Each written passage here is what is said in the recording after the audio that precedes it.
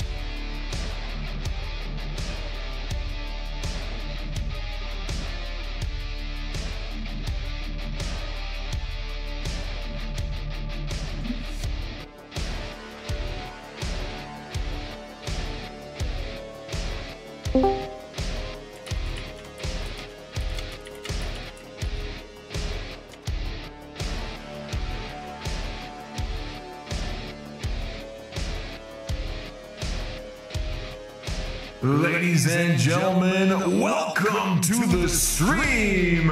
Here is your host, the Finkster. What's going on, everybody, and welcome. I am the Finkster, and thank you for tuning in to this channel here. We've got a pretty interesting and unique stream today here for our Lockdown Fighting League.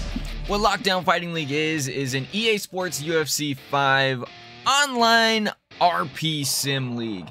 So it's all about allowing anybody from around the world to be able to have fun, join this community, and be a part of something unique and special. You get to create your fighter, you get to put in training templates so that you can make him fight exactly how you want him to fight.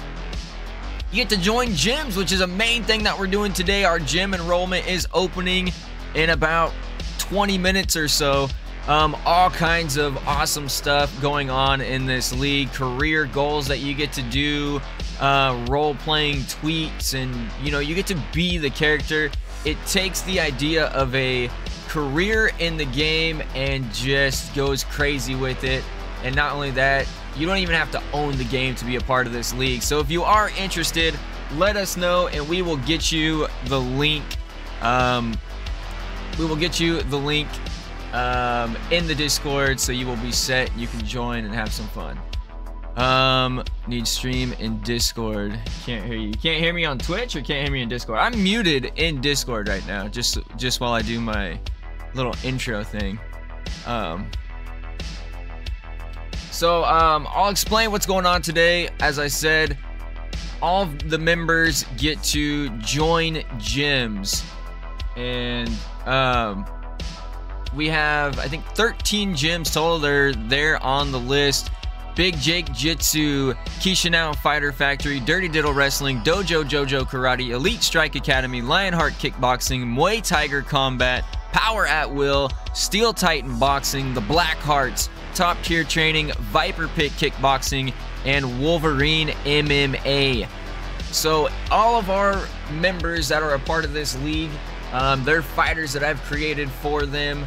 They get to choose what gym they want to go to. Now, some of these gyms are ran by other members, which means they won't get to automatically join. It'll be up to the gym owners to choose if they allow that fighter to sign to that gym or not.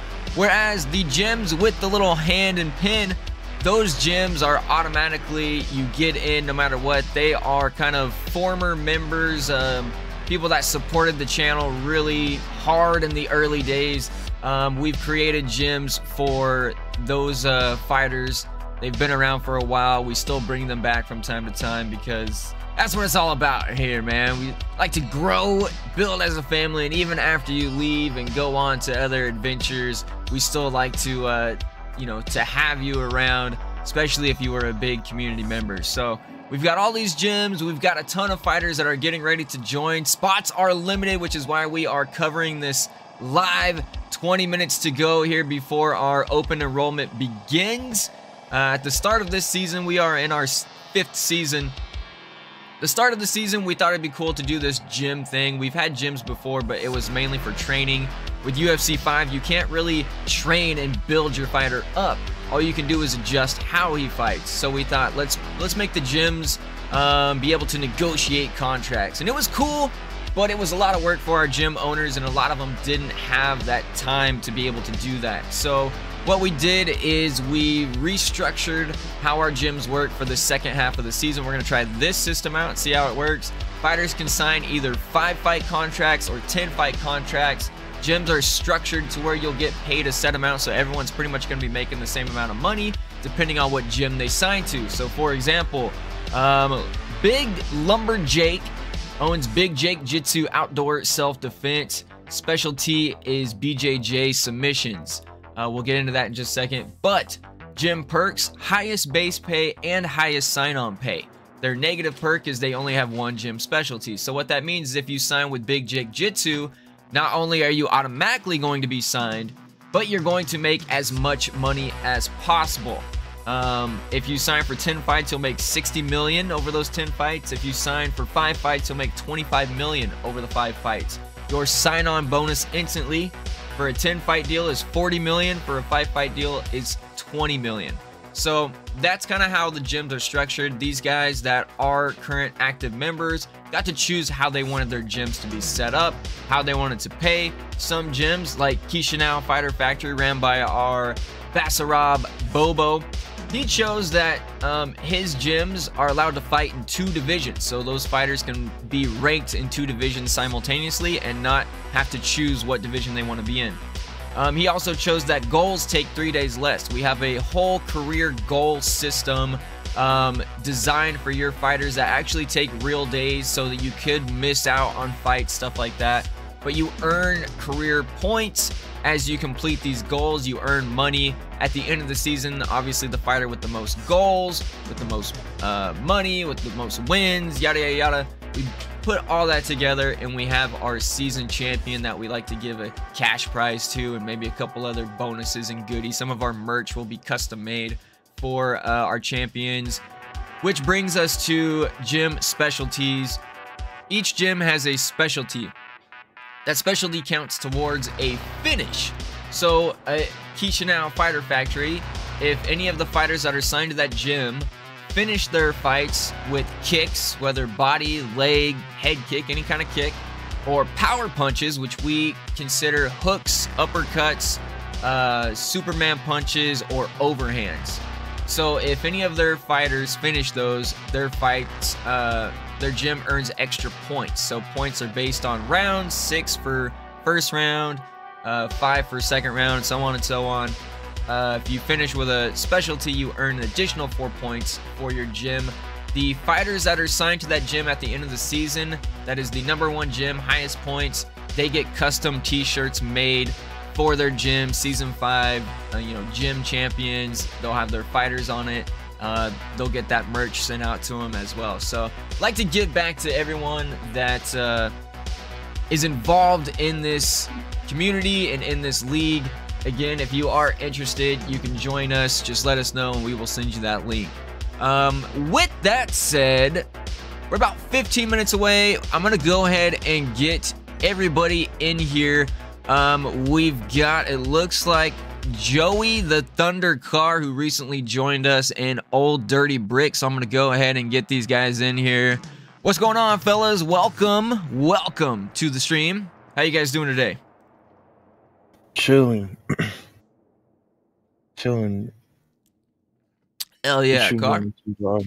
What up, Brick? What's going on, man? What's up? How you doing? Oh, we doing good, man. We are doing good. Adjust some volumes real quick, and then we should be good to go. So, are you guys excited for this open enrollment? Yes, sir. Could I get the stream in Discord, though? Yeah. Yeah, I can pop it up in Discord. All right. Thank you. There you guys go. What up, Helesto? Welcome, buddy. What's up? Oh, not much. Okay, yeah, you can hear me. Yeah. I was waiting for you to get the DC up. I was listening to you on Twitch. Oh, yeah, you're good, man. You are good. Whenever I try to run both, it just is bad. It doesn't go well. So. Yeah, I get that. As soon as I heard the echoing of your voice, I was like, yep, gotta close Twitch right quick. I appreciate it, because that echo sucks. So, we've got about a little less than 15 minutes to go here, and we can kind of go through the gyms for everyone that may be watching, or even for you guys that might be trying to figure out, what gyms to sign to, what's going to fit, your needs. Since Brick is here, we'll go ahead and start with Steel Titan Boxing right there at the top of the screen. And Brick, you trained at Steel Titan last season. You're like the only one there. And this season, Lloyd wanted to own Steel Titan. You went with Wolverine, with your boy Ulin. But now with this kind of reset of the gym management, you're taking back over Steel Titan. Are you glad to be back at Steel Titan Boxing? Yeah, absolutely. That's my home for sure. You know what I mean? No shade to all for anything, because that's, that's my boy, and Wolverine's great and all, but the gyms are a little bit more tailored to our styles now, so, you know, I feel it's time to be back at Steel Titan. Yeah, and I mean, the way you set your gym up too fits you perfectly. It fits a lot of the fighters this season. A lot of them, you know, do like the punch combos and the power punches. So we already talked about how Kishinao Fighter Factory, one of their specialties was the power punches, but punch combos, that's pretty much any knockout that includes like a 1-2, any kind of combo of at least 2 punches. Could be jab hook, could be hook uppercut, could be hook hook. It doesn't really matter what the combo is. As long as it's a combo, that's going to count towards those points going towards the gym. And you also did champion pay. So there's a few gyms that have that champion pay, and it makes sense for you because obviously the gym owners are going to get paid the same as the fighters that sign there. So since you are the heavyweight champion, no matter what, your first fight, you're either going to get 10 million if you lose, or you're going to get an additional 20 million if you win. I think that's a big incentive for some of these higher ranked fighters that are really thinking like, hey, I can make a lot of money if I sign to a gym that gives me champion pay. So I think that was a pretty smart strategy for you. Yeah, and I definitely have my eyes on some people for sure, but I'm open to any striker, but I definitely have my eyes on a few. Yeah, and I mentioned that too earlier, you know, with certain gyms, there are active members that are, you know, running their gym, so they do get the final say in who's going to sign there, because spots are limited at each gym. So you do get to decide, you know, if someone applies for Steel Titan, you can deny them. But you know, I think you will probably get a lot. You probably will have to deny a few. So it's going to be interesting to see how all this plays out. Who's going to really be hitting the gyms early? Are they going to hit just the automatic enrollments? Are they going to hit, you know, you guys that are actually running the gyms? Yeah, I'm excited, man. It's going to be fun. What up, Bobo? Welcome, buddy. So we talked about Steel Titan boxing with our man Old Dirty Brick here. Let's actually go down here and let's talk about top tier training with Chris Top Tier Topher. Now that is my main fighter that I run, that I like to operate and train as. But Helesto, you're in here with us, and you were training under Top Tier. Is that a gym that you are looking to get back into? Do you like how this gym is set up? Does it fit your style? It fits my style. I mean, I like to nest. I like, you know, hang with the same guys. I love fucking partying with the same guys and stuff, and they treat me good. I like to do good for them. So, you know, hopefully I'm on the cusp of getting a title belt, and I don't know if O'Malley's staying or not, but I like to keep rocking with all y'all. Plus, you know, assuming he does come back, you know, keep the belt in the house too. So yeah, that is something. And Brick, you sound good, man. You're perfect where you're at. I kind of go in and adjust you guys through Discord, so you're good. But if I'm speaking for Topher, you know, at the end of the season, Topher Top Tier Training, same with Wolverine, they had about, you know, we opened up the rosters to include more, and I think they had about 7 or 8 fighters. Now you're looking at 3. So it's going to be interesting to see how gyms like Top Tier and gyms like Wolverine are going to add these fighters to their gym, simply because, you know, you don't have as much space. And Top Tier had some good fighters over there. You know, they had Helesto, who's one of the top wrestlers in the league.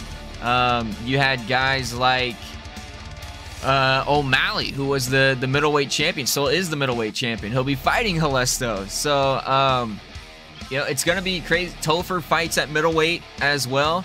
So, you know, to see Helesto join at middleweight, Topher fighting at middleweight, Dean Action Jackson was there at lightweight, but so was Case and Zilla. You know, these gym owners are going to have to figure out, do they want to spread out who's there? They go in one per division, because you got to think we do have 4 divisions now. you know, do they want to try to get a champion in every single division, or are they going to stack kind of a division and make sure, you know, hey, this is, you know, maybe 2 here and 2 here. I don't know. It'll be interesting. Well, I know we talked about the possibility of bouncing me between divisions, and you know I'm always up for a challenge and everything like that. But I always still at the same time try to stick with what's right in front of me. The cool thing though, the training with y'all was because O'Malley's one of the top strikers in the game and everything. You know, I was able to go against what is considered one of my weaknesses and everything, and get this, you know, be around that and learn some stuff, even just by watching, if not training with, you know, with one another and stuff. So that's always been a really great addition of being in top tier. Yeah, and I mean, you know, recently Topher bought that apartment, nine apartments right there on the beach in Venice for all the fighters to train and live together. I took a walk through that place. I can't deny that place is sexy as shit, and I can't deny that I haven't picked out my little cubbies that I like to take some girls and stuff here and there and stuff like that. You know, it's just like, okay, I need to get back in here now that we got this place. But yeah, you know, I do have to say, man, it's pretty nice joint, and now he's got that just dropped 50 mil on that Airbus to be able to travel around families of the fighters and the fighters themselves from city to city, country to country. So top tier, making the right moves, I think, to try and get the best fighters to join. The gym perks and specialties, gym perks, they went with champion pay, and I think that's a good spot for top tier. Their former members were obviously O'Malley the champion, Halesto fighting as a contender there, Topher's up there in the mix in the middleweight. So, you know, the champion pay, I think, is a big one, as did with Brick. Brick went with that as well. They went with 3 gym specialties, so they are going for the most points possible, trying to get as many, you know, kind of versatile fighters there with submissions, power punches, and kicks. That's a really good mix, definitely an MMA style. But goals take 3 extra days there, so obviously top tier is always doing a bunch of extra stuff. They like, you know, surfing, they like to party, they like to chill. So maybe the focus isn't quite as there with getting some of their career stuff done, more of a mellow vibe there. So if you do join there, just know that you might miss out on some fights if you're going for those extra goals, those career goals. It's going to take an extra 3 days. So that could affect some fighters from wanting to go there, but we'll just have to see, you know, that maybe that championship pay kind of makes up for I know it was a little bit different, but I can speak from experience that the perks of just having, you know, family around you and shit like that, where it's like, it don't matter what you say, it don't matter what you do, there's nothing but love in there. We may rib each other, we may talk some shit and stuff like that, but at the end of the day, we'll go kick a beer back, go surf some waves together and stuff like that, and it's all good shit no matter what, you know. And so it's like we get a lot done in there no matter what happens. Hell yeah, man. Hell yeah. And then now let's talk about Wolverine. Now, Ulin Thorson isn't here with us right now. Maybe he'll show up a little bit later. But Brick, you were with Wolverine Wrestling. Matty Bird was with Wolverine. 2 of our champions, heavyweight and lightweight. Obviously, Brick split off from Wolverine, and they were another one that I mentioned. Had a ton of fighters, a lot of success. They finished in first place at the midway point of the season before we kind of reshuffled everything. And I expect Ulin to get a lot of, you know, pops of people wanting to join Wolverine Wrestling, especially how he set it up with submissions, ground and pound, and power punches. That kind of suits a really good amount of grapplers, which you know, the Wolverine used to do. Wolverine Wrestling, it was Sambo Wrestling, submissions, ground and pound. But this season kind of went back to his roots of being a stand-up fighter, so he's got the power punches in there. It fits a lot of different fighters, and I think this will be a good one. Also, being able to fight in 2 divisions helps him when his fighters do sign, helps him be able to kind of choose who's fighting where and who's fighting for what. Lowest sign-on pay though, so that could kind of push people away, depending on if they want a lot of the money. Brick, how do you feel with how Thorson set up Wolverine this time? Oh, I think it's great, and I feel like, honestly, you know, I'll rep for him. I feel like I said this before, I feel like Bird needs to stay there. I feel like I'll just come right out and say that. I feel like Bird needs to stay there. It's a perfect spot for him. You know what I mean? Keep a little bit of Wolverine together, you know what I mean? I'm going to miss it. It sucks I got to go, but, you know, it is what it is. And Thorson's a big part of what, like, made us both champions, so mad respect there, and, you know, hopefully Bird can stick around for him, and I like the way it's set up. I think they'll do good. Yeah, I completely agree with you. I know Topher was definitely recruiting Bird really hard to join Top Tier, being more of a BJJ style camp. But I mean, that's tough. Wolverine had 2 champions with you and Bird. Bird, you know, close with all you guys. It's gonna be interesting, man. This is why I'm excited. This is why I wanted to stream this, because it is kind of cool to see. It's kind of like a free agency open market, but the free agents just kind of get to choose where they go. And I think it's gonna be kind of cool, man. I don't know how many people are actually waiting. We've got 1 minute left before it opens. On the left-hand side of the screen there, where it shows the gyms available, it should start popping up with who's signing where. So it's gonna be fun, man. I'm excited. We'll just go ahead and hop back up to the top here. We already kind of mentioned about Big Jake Jitsu.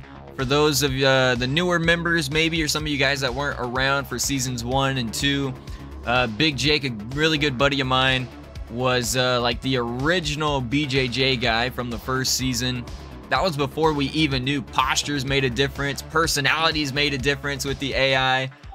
So he was a beast. Yeah, he knew how to dominate on the mat when he got it there. Once we kind of figured out, like, oh, hey, you shouldn't pick a striker as a BJJ guy because he's just going to strike. Once we figured that out, man, he knew how to dominate. We made him, you know, Big Jake Jitsu, his own gym.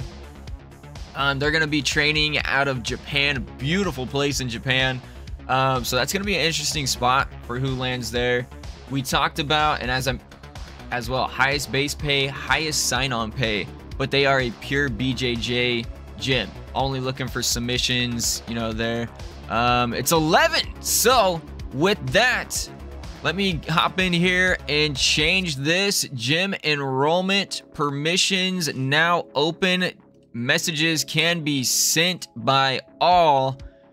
Well, actually, no, not by everyone. That's my bad. Messages can be sent by our lockdown fighters. That's what I wanted to do. So enrollment is now open, and it looks like Joey's about to sign. We haven't talked too much with Joey. He wants a 10-fight deal with Kishinau Fighter Factory. So if Bobo's still around, we'll have to see if Bobo accepts it. Helesto signing with Top Tier. He's trying to get to 10 Top Tier. Yeah, it is 10 fights. I just didn't put it in there. I'm on the slowdown. So okay, all right, no worries, no worries. There you go. Okay, there we go. So we'll say our first official fighter signed then is Hellfire Helesto going to Top Tier. Topher, it looks like, replied, signing Helesto as the first fighter. So let's go. Yeah, I think that's pretty solid spot. I feel like Big Jake would be the other spot for him, but like, it's just you know what I mean, you guys have more of a relationship together. You know what I mean, Big Jake's a very different vibe, so I feel like it wouldn't work out that well. So I think this is a good choice. Well, I think after the results in that last fight during the All-Star event against O'Malley, actually, during, you know, it was an unofficial fight, you know, all the other fights, while I'm happy with my progress and everything, and the wins I got, I was easily the most dominant I've been in a fight all season, and that's due in large part to being part of top tier and actually training against O'Malley and seeing what he had. You know, it's I owe that a lot to see, you know, to have studied his game up close too. So it was my best showing of the season, despite it being unofficial. So yeah, looking forward to what you and Topher cook up going forward through the second half of the season here. Let's get some input here from Joey. Joey recently joined, hasn't had an official fight yet. We got to see him on a amateur fight during the All-Star event. And Joey, what's the reason for choosing Keisha now? Well, I don't know. It's more so the kickboxing aspect. I know that I'm going for a kickboxing gym no matter what, and this is, you know, I feel like I'd vibe at Keisha now. Okay. You know, last fight wasn't the first fight. I know it was unofficial and all, but you know, I kind of think it was a fluke. But you know, I won't speak on it. I won't speak on it live. You know, I don't want to start anything. No, you know what? Watching that fight, I do think that your fighter is going to do a lot better. I don't know exactly what happened. Kind of just got stuck against the cage and took about 20 shots right to the face. I've never seen that happen. So he had his fingers in the cage. Yeah. So, yeah, you know what? And Bobo joined this year. He's been a great community member. I think you guys will vibe really well. I know you guys also enjoy football, international football, European football, stuff like that. So I know you guys do already have some kind of gelling going on as well. Bobo, towards right before the end of the first half of the season, did have about 4 fighters signed. So, you know, I think you're right in there to where if he does accept it, it'll be fine. Like, I think he can still get the fighters that he had before. He can add you in there, and you guys will be good. The other thing, too, is that if he does accept you, his gym allows you to fight in 2 divisions as well. So you would be able to maybe do a heavyweight, middleweight, something like that. That's what I was thinking. Like, I know I'm probably not going to get an answer right away, but I would love to move divisions. Maybe, you know, with both titles around my shoulder, just, you know, flexing like I'm Connor. Yeah. Yeah, I think this is a good Fighter Factory is going to be good for a lot of like up and coming strikers who kind of want to build something fresh and not like come into something that's already established. You know what I mean? I feel like this is a good spot for him too. Yeah, I agree with you. I liked what Bobo's brought to the league and the community, and you know, his gym. I think he earned having his own gym with how much recruitment he's done for this season 5. And yeah, you know, he's starting to find his rhythm as a fighter himself, and now he can put that knowledge onto the newer fighters as well, kind of coming in. And I mean, the logo's cool, the colors are cool. Like it's got some vibes going on to it that people can definitely rock. Pink is one of my favorite colors. Let's be honest here. But Yeah. I just found out. I just got a message from Bobo himself. He's giving me a deal. He will sign me if I get positive.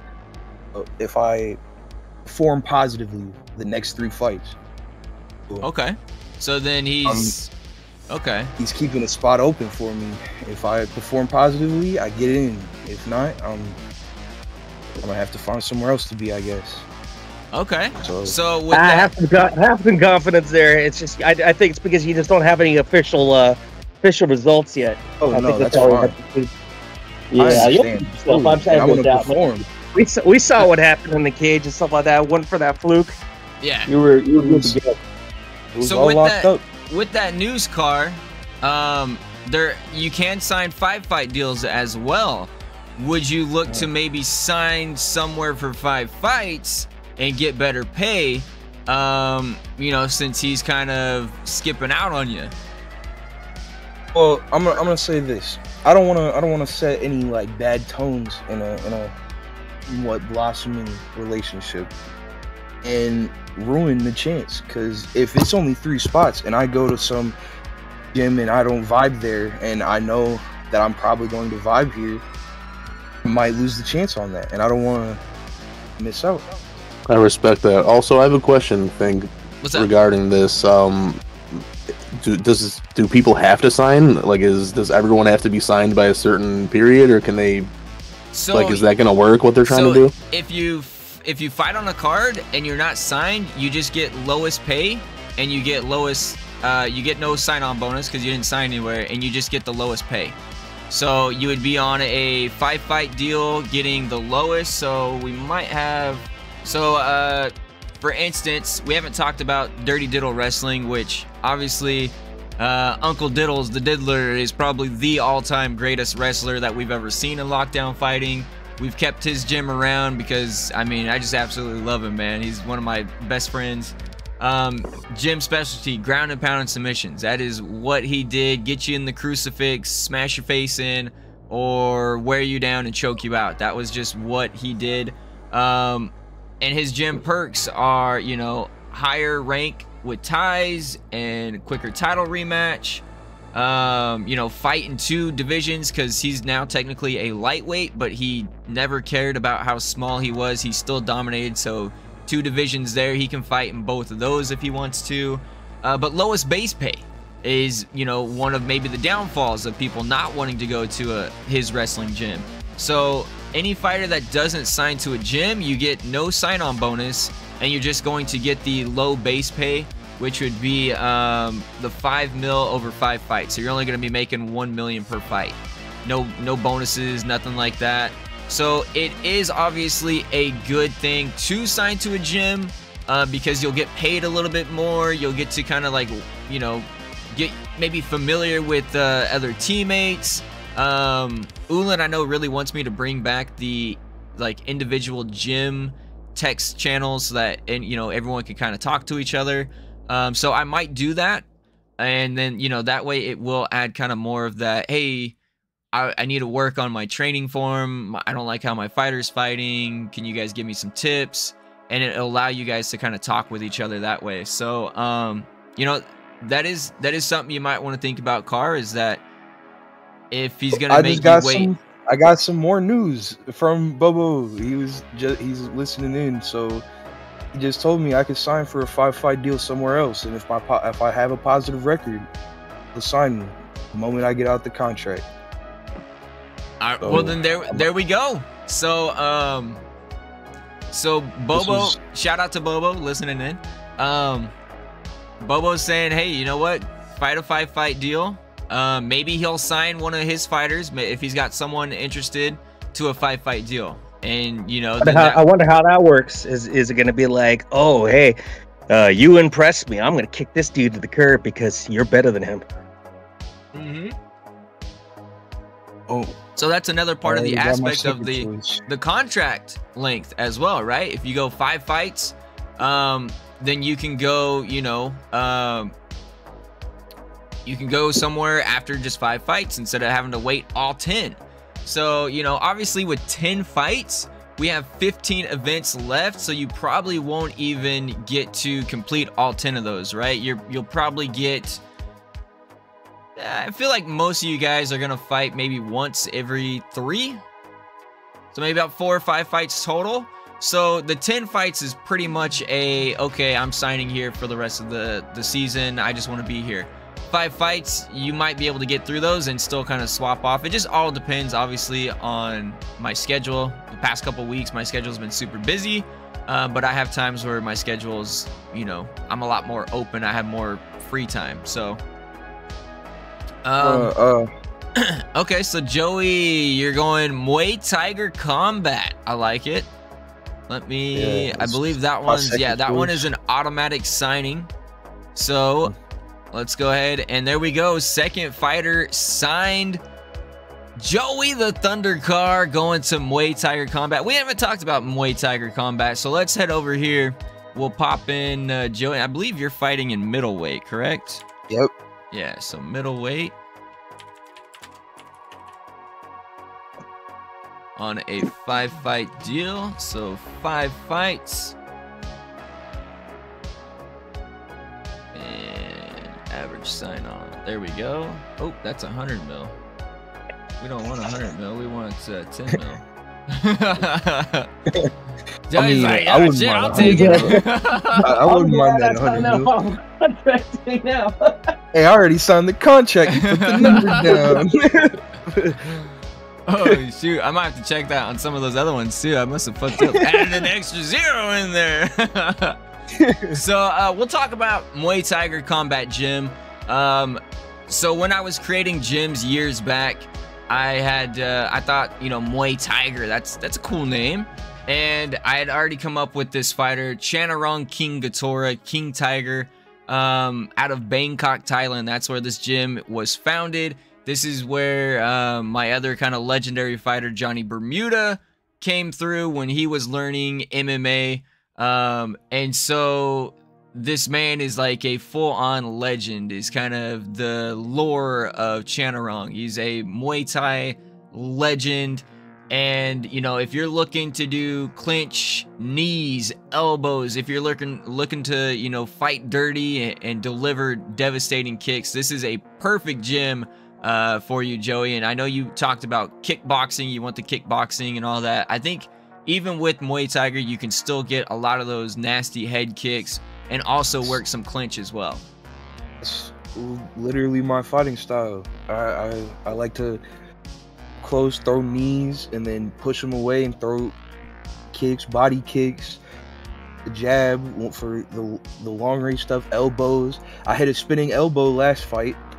I did get hit with one myself. You know, and a lot of knees and a lot of knees. You know, I got a little Muay Thai up there, you know. Yeah.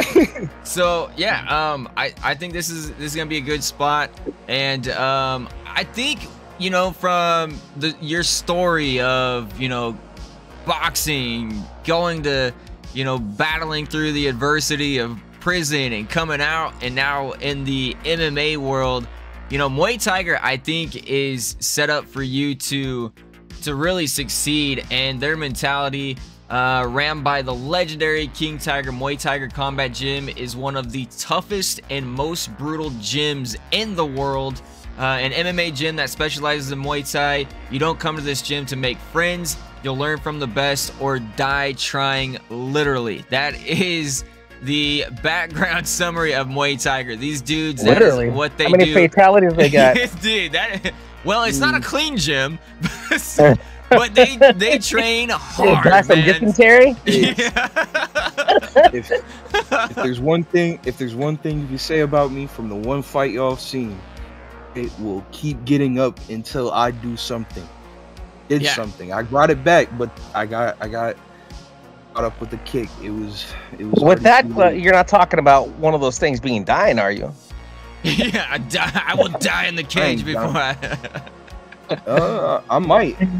If it comes down to it, this is a passion that won't burn out. If it burns out, it'll burn out in the cage. Yeah. The top tier guys are like, chill, dude. Just grab a brew, dude. Like, smoke something, bro. Die, bro. We're about to fight life, but it's like, I want to fight another day, man. You know. We got some waves and some babes to chill with later, man. Man, I might be doing the same thing, but when I go in there, I'm coming out the victor as long, you know, I have to. Yeah, that's what I like about these gyms, man. I was trying to talk Topher into getting into an STD perk so we could go have fun with the ladies and not have to worry about it. I was like, what the fuck was up, man? Let's move on here as we continue to kind of talk about all these gyms here. One of the first gyms I think I ever created was Dojo Jojo Karate. Season 1 Beautiful Babs McGee was a devastating karate specialist, absolutely destroying everyone she went against, except the Modesto Madman Greg Dundee. That was like her kryptonite. But for being 5'10", back then we didn't have the height restrictions. We didn't have the different divisions. Everyone pretty much just went hella big, 6'4", 6'5", 6'6". Beautiful Babs went 5'10", karate striker, and was still finding ways to absolutely knock everybody out. And so, you know, owner of Dojo Jojo Karate, obviously their specialty is karate. So spinning strikes and kicks are going to be their specialties there. So a spinning strike can be anything from a spinning elbow, back fist, any type of spinning kicks. If you're spinning and you get a knockout, it's going to count. And then of course any kicks as well. So obviously they fight in 2 divisions because Babs, now a lightweight, still wants to fight with the big dogs. So went 2 divisions there and champion pay. Dojo Jojo not really known for having champions, but I think that's a sign of saying, hey, this is a whole new, you know, system. We're all about wanting to build champions this time around and take it seriously. So goals take 3 extra days. They are I think in between they might be heading back to Japan. I think right now they are in Oxnard. But you know, goals take 3 extra days if you're gonna train there. Don't know as to why that is, but that is, you know, the gym that the gym perk they went with. But you are getting average pay for base and sign on, so you will make some good money fighting there, whether it's a 5-fight, 10-fight deal. Who do you guys think, like, really? I mean, we lost. There was only a few karate fighters still left in the league, not too many. Babs was one. Obviously, Kaiju, Case, and Zilla, a top lightweight, most likely going to sign there. But, you know, we lost the Violent Bob Ross, who had been there since it was started and founded. Besides that, you know, I don't really think of any karate fighters that are still in the league. I haven't been here long. I just know that karate is confusing. Yeah, it definitely can be. Man, I know that some of the stuff in there is deadly, but I've seen stuff that just doesn't seem like it would work against like Muay Thai or kickboxing. It's just some things you gotta mix together with it. Because if you do pure karate, you're gonna do too well. There's not a lot of hand strikes. There's not a lot of you know. It's formal combat. It's nothing like mixed martial arts. So to use it is very in already. It's showing greatness if you succeed with it. Because, like I said, it's. Hey, I heard Ralph Macchio signing up for the league. Come after you now, man. Oh man. Ooh. Oh man.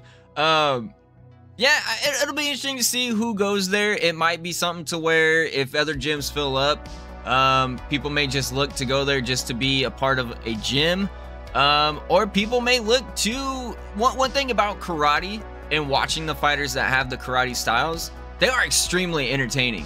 All their spinning kicks, their kind of side stance style, almost like a, you know, Mortal Kombat character with some of their strikes. It's a lot of fun to watch. If it works, it can work really well, but we've seen if it doesn't work, it can be really bad. Zilla, I think, is 5-2, and he's looked phenomenal in fights where he's dominated, but then he's also looked bad in some fights as well. During the All-Star week, lost a really bad fight to a it was kind of like a ground fighter, MMA style fighter. But to be fair, Adami also beat Bird in a 3-round decision fight, and Bird hasn't lost at all. So that's saying something. And then in the other fight, Zilla was kind of getting worked against Morales, who's been red hot lately. And then all of a sudden, one of those karate freaking jump switch kicks just connect and put the lights out. So that's, I guess with karate, you live and die by the fanciness of the footwork and the kicks. So we'll see who signs up there. I expect Zilla to sign there, but we'll see if anyone else does. I heard if you do a crane kick right, you can defend it. I don't know about all that. We'll move on here to Elite Strike Academy. Now this gym, I created it for a few seasons back, and we never actually used it. Elite Strike was meant to be a combination of all kinds of just pure striking, kickboxing, Muay Thai, boxing, karate, taekwondo. That is all they focus on, is not just one type of striking, but all forms of striking. And I think this is a really unique gym for how it was set up. Ran by one of my good buddies, Lucky Movado. He's not with the league anymore, but kind of a legendary fighter now, just because, for one, I absolutely love how I made his fighter. One of our only kind of Hawaiians that we have. So, punch now, combos. that's somebody who's from, or somebody that could pop in. What's up? Your buddy that you said, the legendary fight that you said he's retired or whatever. Is that somebody that could possibly pop back in, or is he just done? He pops in from time to time. He honestly does. I brought it up that, hey, I'm doing Lockdown Fighting again. I want to make you a legendary fighter. He's like, oh, hell yeah, that's cool. I'll show up from time to time when I can. He's one of those people where if I hit him up and I'm like, hey, dude, I'm streaming.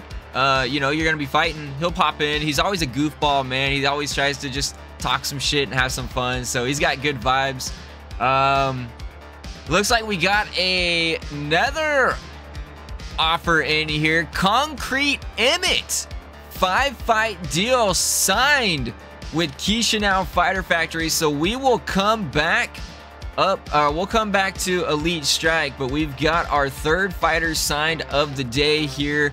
Virginia Concrete Emmett fighting in the heavyweight. And it would probably be middleweight for him, so he'll get to fight in 2. That's a pretty big signing for He did a lot in Viper Pit, didn't he?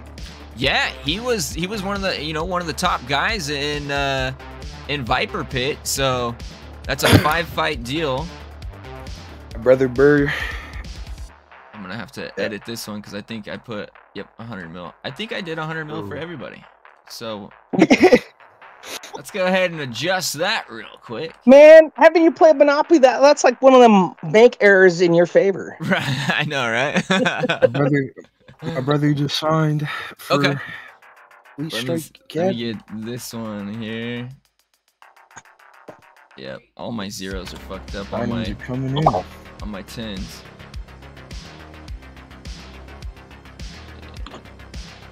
So for those who watched the Burr fight, my brother, y'all saw that too, right? How that was kind of a fluke. The fight was neck and neck. I'm not gonna be like it wasn't. But a striker, That decision fight, I don't right? even see Burr in the ring. that in the decision ranks, fight, he should be there. Let me see. Yeah, he's currently, so he's brand new. So he's the number 14 ranked heavyweight, right behind Ricky Williams. Oh, okay. Another new fighter as well. The heavyweight division got some new fighters with some of these legends actually entering the ranks. Bermuda, Big Jake, Lucky Movado. Then you got Ricky Williams and Burr Akhmedov. Like, it's gonna be interesting. I think that heavyweight division needs some fresh blood in there too. So that'll be good to go. Burr was not that whole fight for a striker. He was controlling grappler, a high level grappler. Was controlling the top. Was striking well on his feet. It was a good fight overall for both fighters, but I don't know. I feel like the judges misjudged that one. And maybe a bias. That's what they say. Don't leave it in the hands of the judges, right? Yeah. It was a tough fight though, man. You could tell. You could tell it was for both. I agree with you. Know. Even kind of looking at it at the scorecard, at the stats, I kind of felt like he did, you know, he kind of screwed. I think all of us agreed that day, didn't we? Yeah, yeah. Yeah, all of us were like, "Whoa, what the fuck is that?" It was very confusing. He even tweeted out. He said they couldn't tell a decision from gum on their shoe. Yeah, that was a rough one. Even Bobo, who he was, you know, he thinks he really got screwed in the Paulito fight the first time they fought, and I think it was close. I think Bobo may have gotten it, but it was a close one. Whereas the Akhmedov fight, I feel it wasn't as close, and even Bobo was like, "Man, that was worse than, you know, my decision against Paulito." So I like the signing though. Akhmedov showed some really good striking, showed a lot of good MMA skills. I think maybe the training needs to get fine-tuned to maybe be a little less grappling, especially going to Elite Strike. I think somebody's having an issue maybe getting their mic unmuted or something because they keep hopping in and out. Kaiju. Unmute your mic, dude. I'll have to take a look Yeah. and see There you go. There he goes. He got it. Like I think my thing's echoing of Finkster's voice. Well, close down your Twitch feed if you got it. If you got Twitch going on, shut it down. I don't have Twitch on. Okay. Well, are you sure it's not just the voices in your head? Where you no. at, Kaysen? Are you in the bedroom? I'm in my bed. Oh, okay. That's why. Okay, I think you're good now. I think you were. Did you put your like headset in? Yeah. Okay, that's probably why. He was probably coming through his like. Are you on the tablet or laptop? Yeah. Yeah. On my laptop. Yeah. So you should be good now, buddy. Let me see. Let me check the chat here. Burger, what's going on, man? Congrats on the 5-fight deal with Keisha now. So let me get back to, we were talking about Elite Strike, and then of course the assassin Big Burr Akhmedov, you know, signed just now to Elite Strike 5-fight deal, and gonna make some good, you know, some good money. Average sign on, got a high sign on bonus. Punch combos, kicks, clinch knees, elbows. That was everything that, you know, Burr was showing us in that first kind of unofficial fight down in the amateur cage. Lucky Movato's a fun coach. You know, they're gonna be in Hawaii training, good weather, good living over there. So I think that'll be a good spot for Russia. Completely different from Russia. It's very different from Russia. Let's see. Bobo's asking, since Emmett is at CFF, my fight versus him stays or changes. So your fight will change. That's why when I posted earlier, it was unofficial. So because I knew signing would happen. So as long as, you know, fighters sign before probably Tuesday night, I have time to make the changes to the card so that gym owners or gym members won't be fighting each other. So yeah, I'll definitely have to go back, take a look at everything, and get some changes made. Let's see here. We've got another signing here. King of the Kumite, Chang Lee, the newest fighter. And you know, while we've got a second here, yeah, what was all that, dude? Where's my vignette, man? Yeah, I know. I was kind of, a good buddy of mine hit me up, and he's like, "Hey, man, I wanna join your league. I've been trying to get him to join forever." He's like, "I don't really know who I want. I don't want me as a fighter." He's like, "I love Bloodsport." And he mentioned, you know, how he mentioned how he's like, can I do like a character from Bloodsport? And I thought, well, I don't want to use an actual character, but if you want to use like a character maybe from that or something tied to it, we could. And lo and behold, Chang Lee, the son of Chong Lee. And you know what? We're gonna go ahead and show you guys this. I think I have it queued up. Hey, who's his media manager, man? I want one of them. Yeah, that was. I don't. That's how I mean. wish I was that hype. I wish I had a hype introduction. Has he even fought in the league yet? No, hasn't fought in the league yet. But I thought, hey, what a cool way to hype the dude up. I used to make hype videos all the time, or like, you know, but I just haven't had much time. That one was relatively easy to just put together real quick, little, you know, 3-4 minute video. I guess I forgot to add it. We'll add it right now. We'll go ahead and we'll show everyone that hype video. I might get popped for copyright, but who gives a fuck? It'll be alright. Because of the song, right? Yeah, because of the song, but I think it'll be alright. Let's see. Let's go ahead and pop this up real quick. Just don't save the VOD, and then you should be good, right? Yeah. I think mine automatically saves to it, but usually if it pops well, you can up, just delete it or something. It gives me the option to mute that section, so I'll just mute it. Yeah, for sure. I think this is what I want to do right here. Think you don't know? Yeah. I don't know sometimes. Sometimes I just kind of wing it. I meant to set this up before, and I think I just must have forgot. Let's see. I'm just realizing you're wearing a lot of Rams gear there. I sure am. We got a big game today. I'm excited. I got a big game next week because, you know, we're the best team in the NFC because, you know, 49ers, you know. Oh, Niner fan. All right. Yeah. All right. You know, I'm hoping we'll get past the Lions. Cowboys will beat Green Bay, and then Rams will get to beat the Niners again in the playoffs. That's my hope. We can go all the way to the Super Bowl, win a Super Bowl again with this. Don't let him fool you, man. Fink's only wearing that shit because he lost the bet. He lost that bet, dude. Secretly, I'm a Niner fan too. No. Oh god, I almost gagged saying that. That's true. Everybody uses a Niner fan down deep inside. Hold on. Let me. What's going on? We all know who the real best quarterback of all time. Josh Allen. What's going on? No. Let me. Joe Montana. Joe Montana? I thought he was an actor. What's going on? No, that's bogus. Chang Lee, the current champ. All right, hold on. So we just got Chang Lee signed, and since I didn't set it up earlier, he is now officially on the books with the Blackhearts.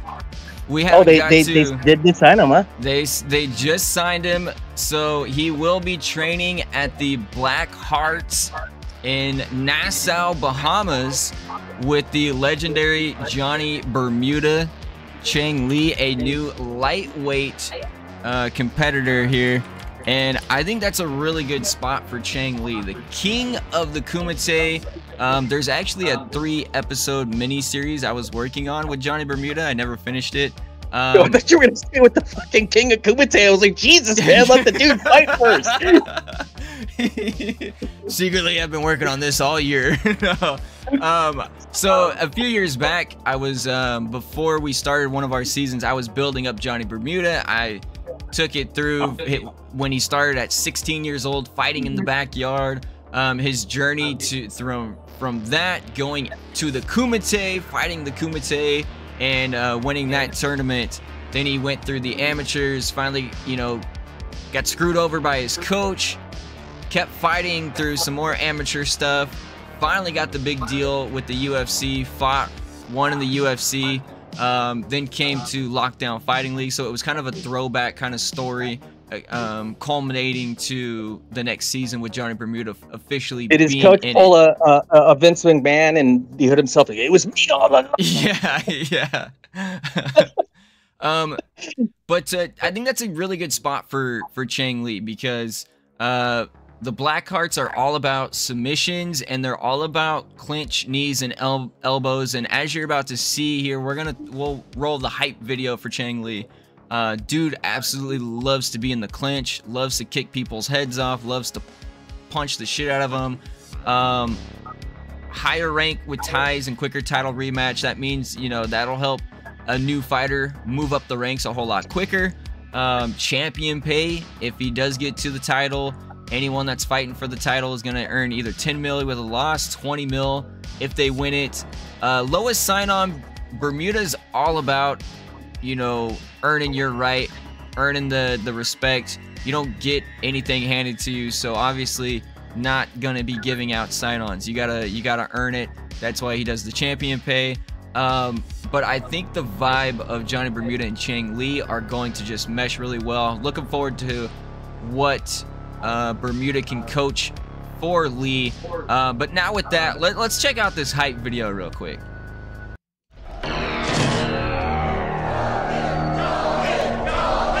What's going on? It's Chang Lee, the current champ. He's never been defeated.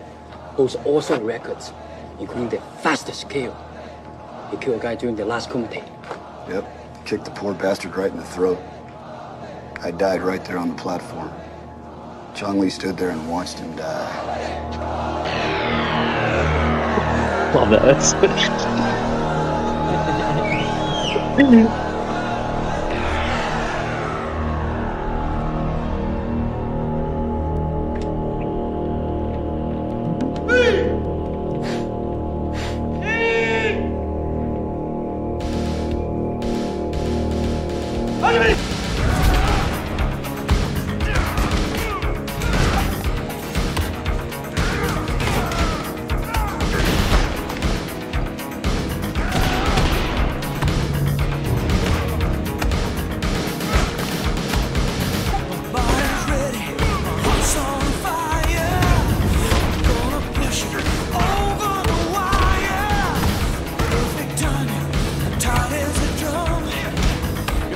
That sweet mullet. It's a dope mullet. It's pretty cool. Pretty cool. That was a sexy kick.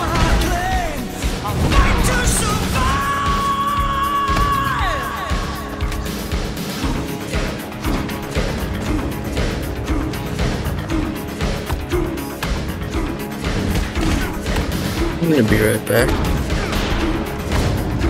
Thought you were gonna use the Boondocks.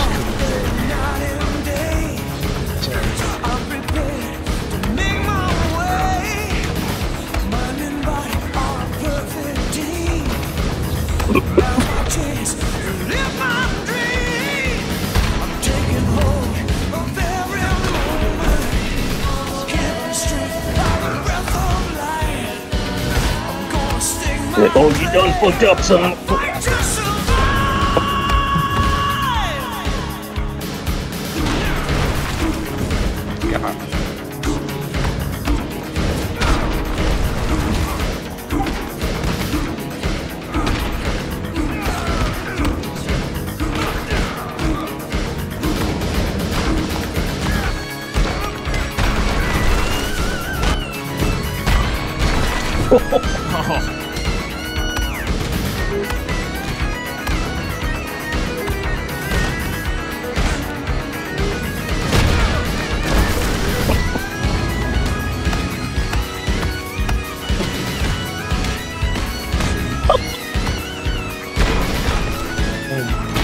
Was that the meat tenderizer perk?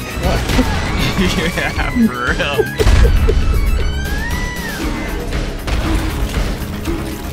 Dude, shaking your brains. Oh, It's such a cool fucking game.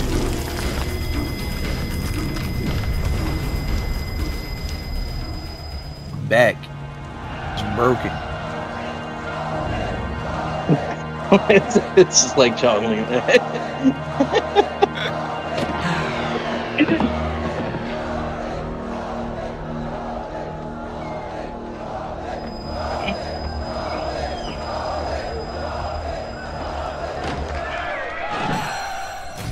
I heard at the beginning he says, "Oh, he's never lost a fight. Well, he has to have a fight to lose a fight." So, Chang Lee, King of the Kumite, will be fighting the very next event that we have on LFL 11. We will finally get to see him in action. This has been something that's been in the works for a while. A buddy of mine been trying to recruit him forever into the league, and he finally said yes. So this is exciting. He's into it. I made him the hype video. It got him even more into it. That's a tough fighter. Bird has been absolutely destroying everyone in the lightweight division. We haven't seen a fighter like this yet. I mean, that was a lot of Muay Thai that we got to see. And not just Muay Thai, but devastating Muay Thai. Knees to the body, hooks to the body, the elbows, the flying knees. This is going to be a really interesting and dynamic fighter. But we'll see if it transitions to MMA. A guy like that's only fought, you know, Kumite style. He's got to learn the rules. He's going to have to learn a little bit more about the ground game. And I think that's why going to the Blackhearts and training under Bermuda, who has some of the most devastating submissions and grappling. In fact, his last fight against Bobo was an Imanari roll heel hook for the win. So I think that's a good spot. He's got the Muay Thai there. And, you know, maybe he'll learn some grappling and some submissions along the way as well. So, and at the end of the day, I'm excited. At the end of the day, it looks like he's counting on kicks to the face still being kicks to the face. Yeah, exactly. Yeah, power is power, right? You know. So that's fun. That one's gonna be exciting. That's a big signing. Got him signed right before, you know, the gyms opened. And now he goes to what I think could be one of the top gyms available with the Blackhearts. So, it's big signing right there. Let's see. So, we talked about Elite Strike. Let's get into one of the most controversial gyms probably in the league. Lionheart Kickboxing. With the executioner, Roberto Slice. Now, Slice's last fight was at LFL 10.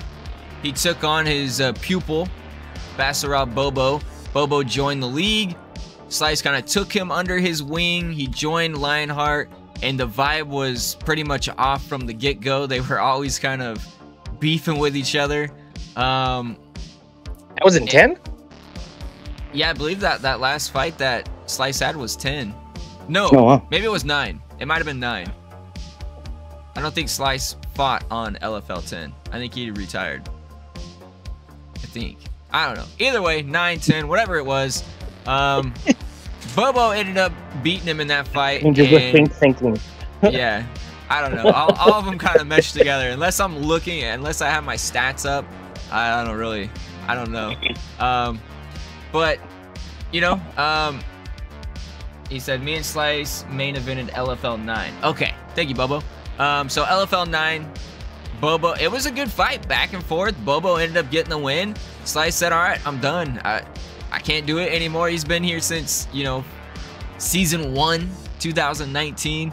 And so, you know, he hung it up. We kind of lost a lot of our 5-year guys. The Junkyard Dog, Matt Jones, Violent Bob Ross, Zach Jones, Roberto Slice. He said he was still going to run his gym. But, you know, as I kind of mentioned, hey, this is what's moving on. There was some words that were said between Helesto and Lionheart, and I think it kind of fired him up a little bit. It wasn't even my trash talk. I know, it wasn't even your trash talk either. You were actually kind of like sticking up for him, and he took it the wrong way, I think. But nonetheless, it fired him up. He's dropping down to middleweight. He's never fought at middleweight before. And, you know, I mean, because it's me. I embrace my trash talk, but I want to take credit for when there actually is. Yeah. But yeah, he's ready to go. Fighting in 2 divisions, so he will be able to fight heavyweight still and in middleweight. Kickboxing with kick, punch combos, power punches. I mean, that's his style. That is exactly what he wants to do. And gym set up perfectly for him. As far as the perks, obviously fighting the 2 divisions, the 3 gym specialties instead of just the 2. Goals take 3 extra days. That's probably because his gym's a little unorthodox. They've got some weird shit that they do over there. So I think that's why their gym, their goals are going to take a little bit longer. But, you know, you're going to make average pay there to a well-established gym and with an owner that, although his tactics are bizarre a little bit. He knows what he's doing. He knows how to build fighters. He, you know, in our first ever season of the Lockdown Fighter, which was a coach-based team kind of event that we did, Coach Slice went against Coach Thorson. Thorson, I felt, drafted better. I think going into that, we thought, oh man, Thorson's team's gonna kill it. And Slice turned his team around. He developed a lot of the fighters that he picked, ended up winning that thing. Mike Teacup Chambers became the champion in that. So he knows how to develop fighters, and I think that'll be good for maybe younger fighters or fighters that don't really know what to do or maybe don't know how to build. I think Slice will be a perfect coach for them, you know, if they can handle some of his antics. I think that's going to be the biggest thing. Let's see. As we move on, Power at Will was another gym that I created a few seasons back. I think we only had like one fighter there. It ended up getting kind of dumped. But it was designed to be a ground and pound style gym and like just power. It was all about power, whether it was on the ground, whether it was standing. It was meant to just be a pure, just brutal gym, all about strength and just knocking fools out, whether on the ground, kind of stand-up brawlers, grappling brawlers type style. Bubba was saying winning sperm to Lionheart is a match made in heaven. Yeah, that's what I said too. Right now there is gym owners of Power at Will, Kebabs McLesner, and currently Bay, or yeah. I'm not looking at the sign. If it did Sperm sign up with Lionheart, or is that just his opinion? No, that was just Bobo in the chat saying that he thinks, because Cartillo's kind of out there as well. Cartillo's kind of a wild ace, so he thinks that him and Slice would mesh really well. I kind of agree. Cartillo, when his fighter's on a rant, man, it's kind of like, I don't know what this dude's talking about, but all right, you know, more power to you. But yeah, he was still trying to interpret the Danger Room story as I was rambling on about it. Yeah, I think so. Power at Will was owned by Kebabs McLesner, and brought in the new, now that we have our bantamweight women's division, Babsy McBay is also gym owner as well. So still just trying to figure out who to put under that gym as the official owner. I think Babsy McBay is going to be the full-on gym owner there. And we'll actually have a female gym owner, which I think will be kind of cool. Now with this gym, obviously you're getting highest base pay. You're going to make as much money as possible. Highest sign-on pay. You're going to make as much money as possible being signed on. So instant cash into your fighter's bank account to be able to spend on real things in the world.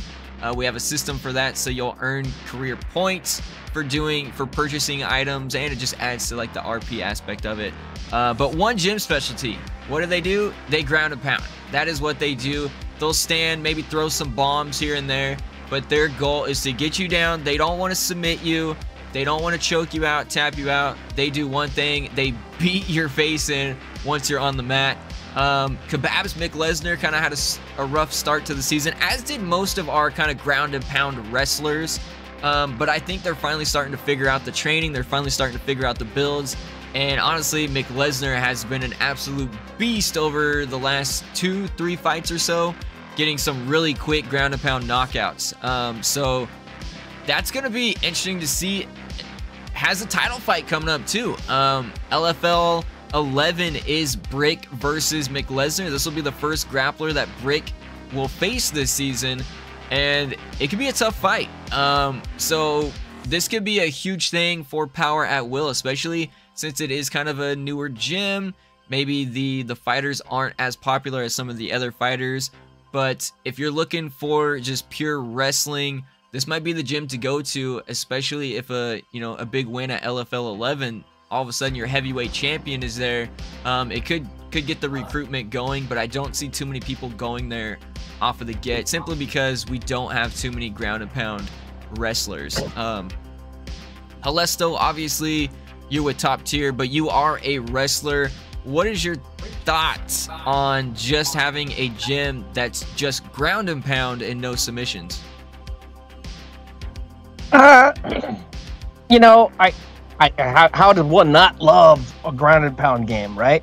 But at the same time, not having the know-how to transition into a sub, I think really limits somebody's fight game. I mean, you're already kind of limiting yourself by only sticking to ground with no submissions and stuff. I mean, you know, without the stand-up and everything like that. You know, I mean, who might have talked to? I mean, if they come up with a winning formula and they got somebody that they can go through the divisions or whatever, you know, maybe it's just like a guy who's strictly a striker who don't need the ground game either. You know, I don't know.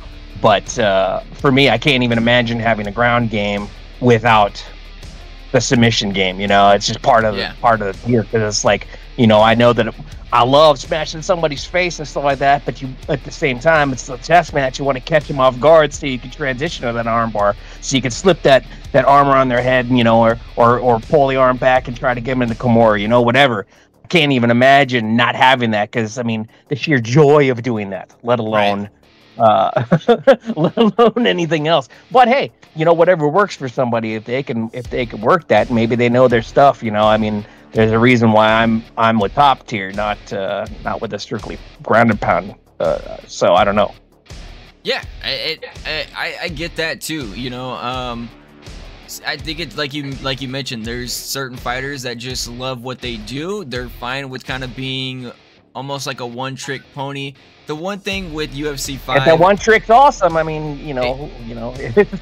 Exactly. And you know, just like Brick, right? Brick, Steel Titan boxing, all about just heavy hands. But what have we seen from him lately? We've seen that he throws kicks in there now. He's showing some roundhouses, leg kicks, body kicks.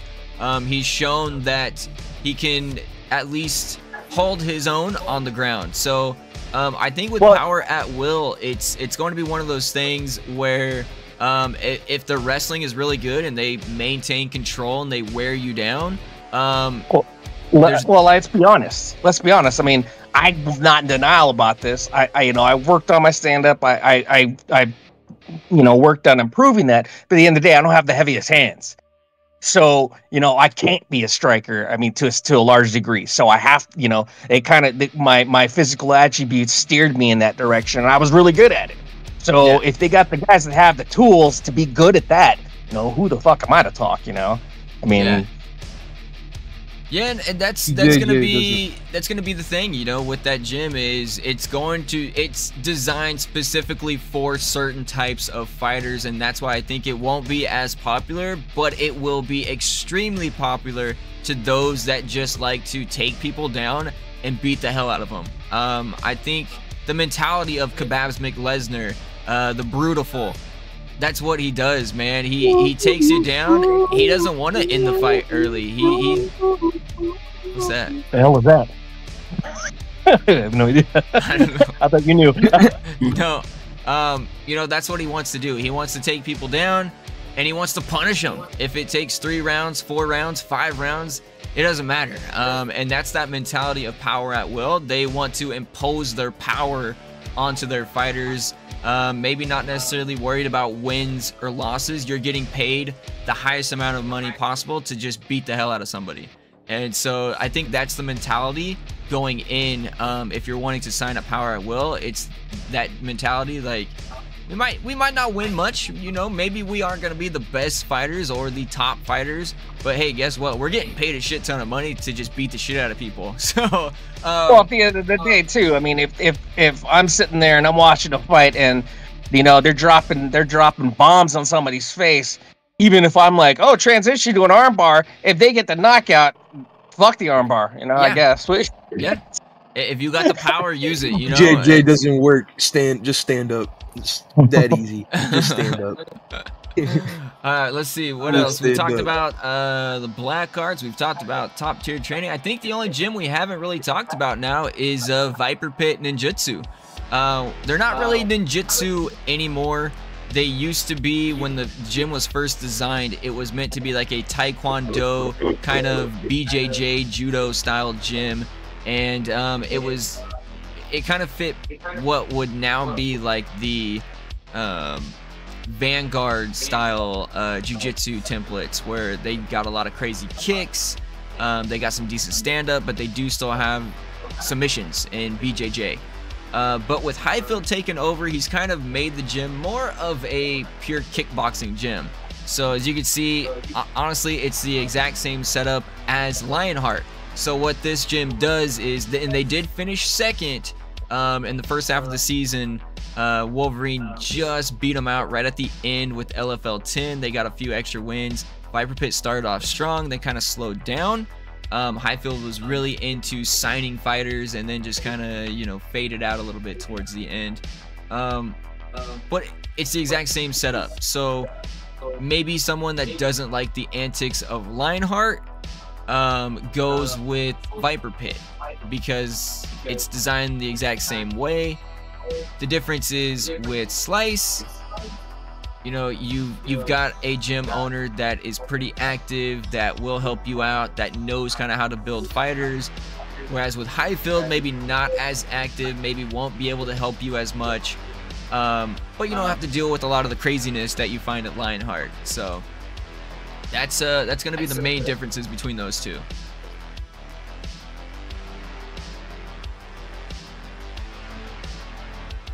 And then it was silent. Right? Let me see. Got some. I'm gonna check some messages. My DMs here in Discord are blowing up, so let me see what's going on. Check it. Dun, dun, dun.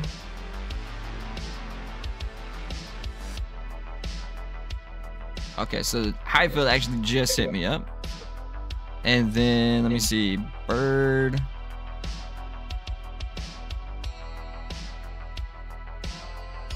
Okay. Alright, so yeah, Bird won't be joining us. He worked hella late, which he kind of told me he might not.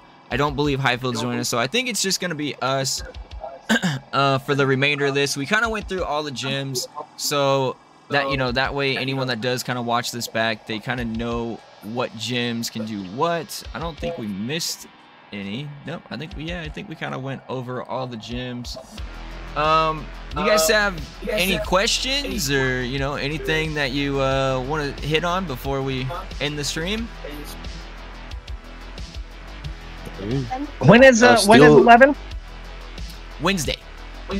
Okay, cool. Sorry.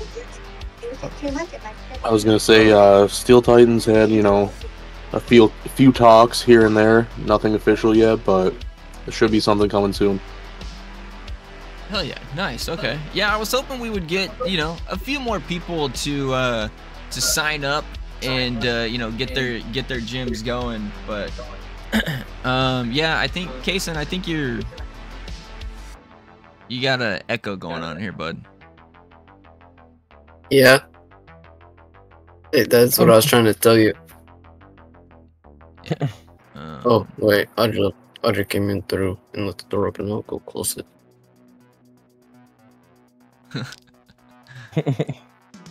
Oh, we did just get another one pop up here. Ardit, and he got signed. So the Sledgehammer Adami going to Kishinau Fighter Factory on a 5-fight deal. That's a pretty darn big signing right there.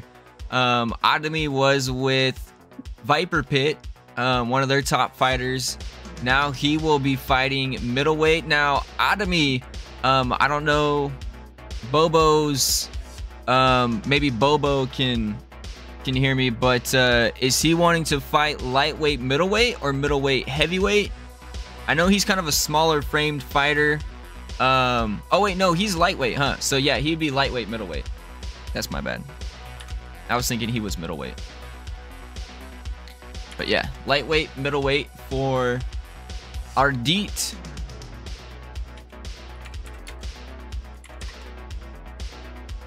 That's a big one right there. 5-fight deal. Gonna get that 10 mil and 10 mil.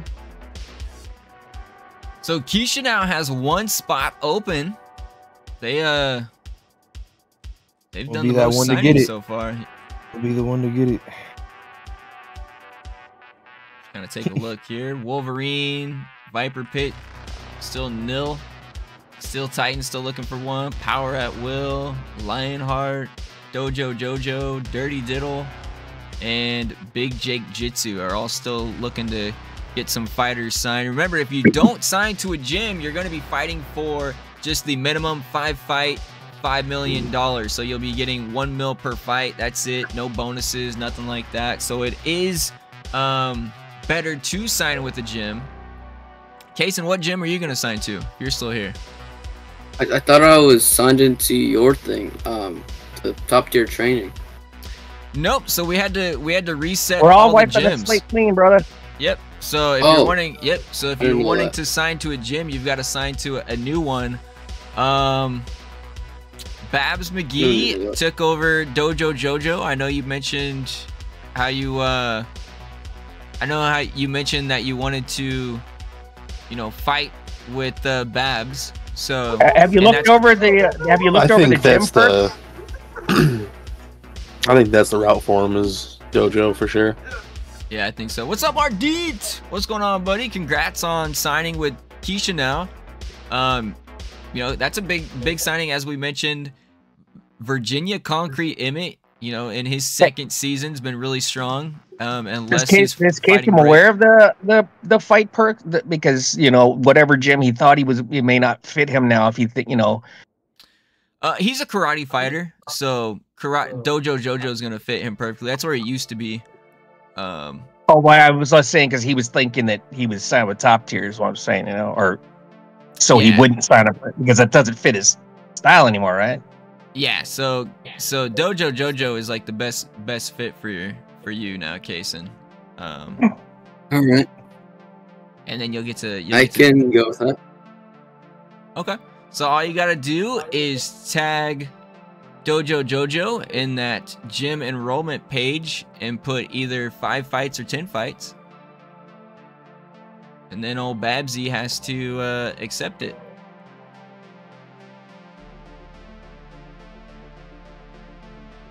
Wait, what does a 10 fight, 5 fight mean? How many fights you're gonna fight on that contract? Oh. So you could do 10 fights because I don't see any other gym kind of fitting you as well as the dojo.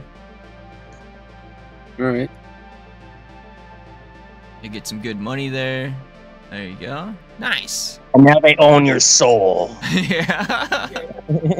Your soul is mine. Now with the Dojo Jojo, it also requires you to do 5 additional chores per day as well. Oh, got him good. Oh, are you kidding me? I even heard Babs in the back laughing on that one.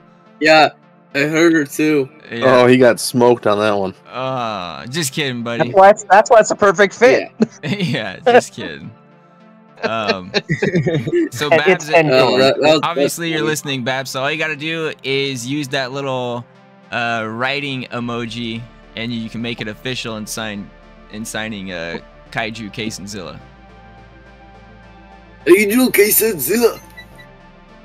I heard you trying to say something back there in the back, but I don't know what you said.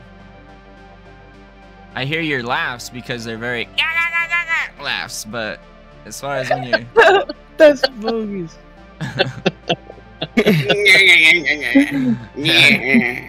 When she gets laughing, it's very like sounds like fucking Mr. Krabs. Yeah, it kind of does. Yeah, maybe not quite that then. Fucking pirate. She's probably trying to find the emoji, and she probably can't find it.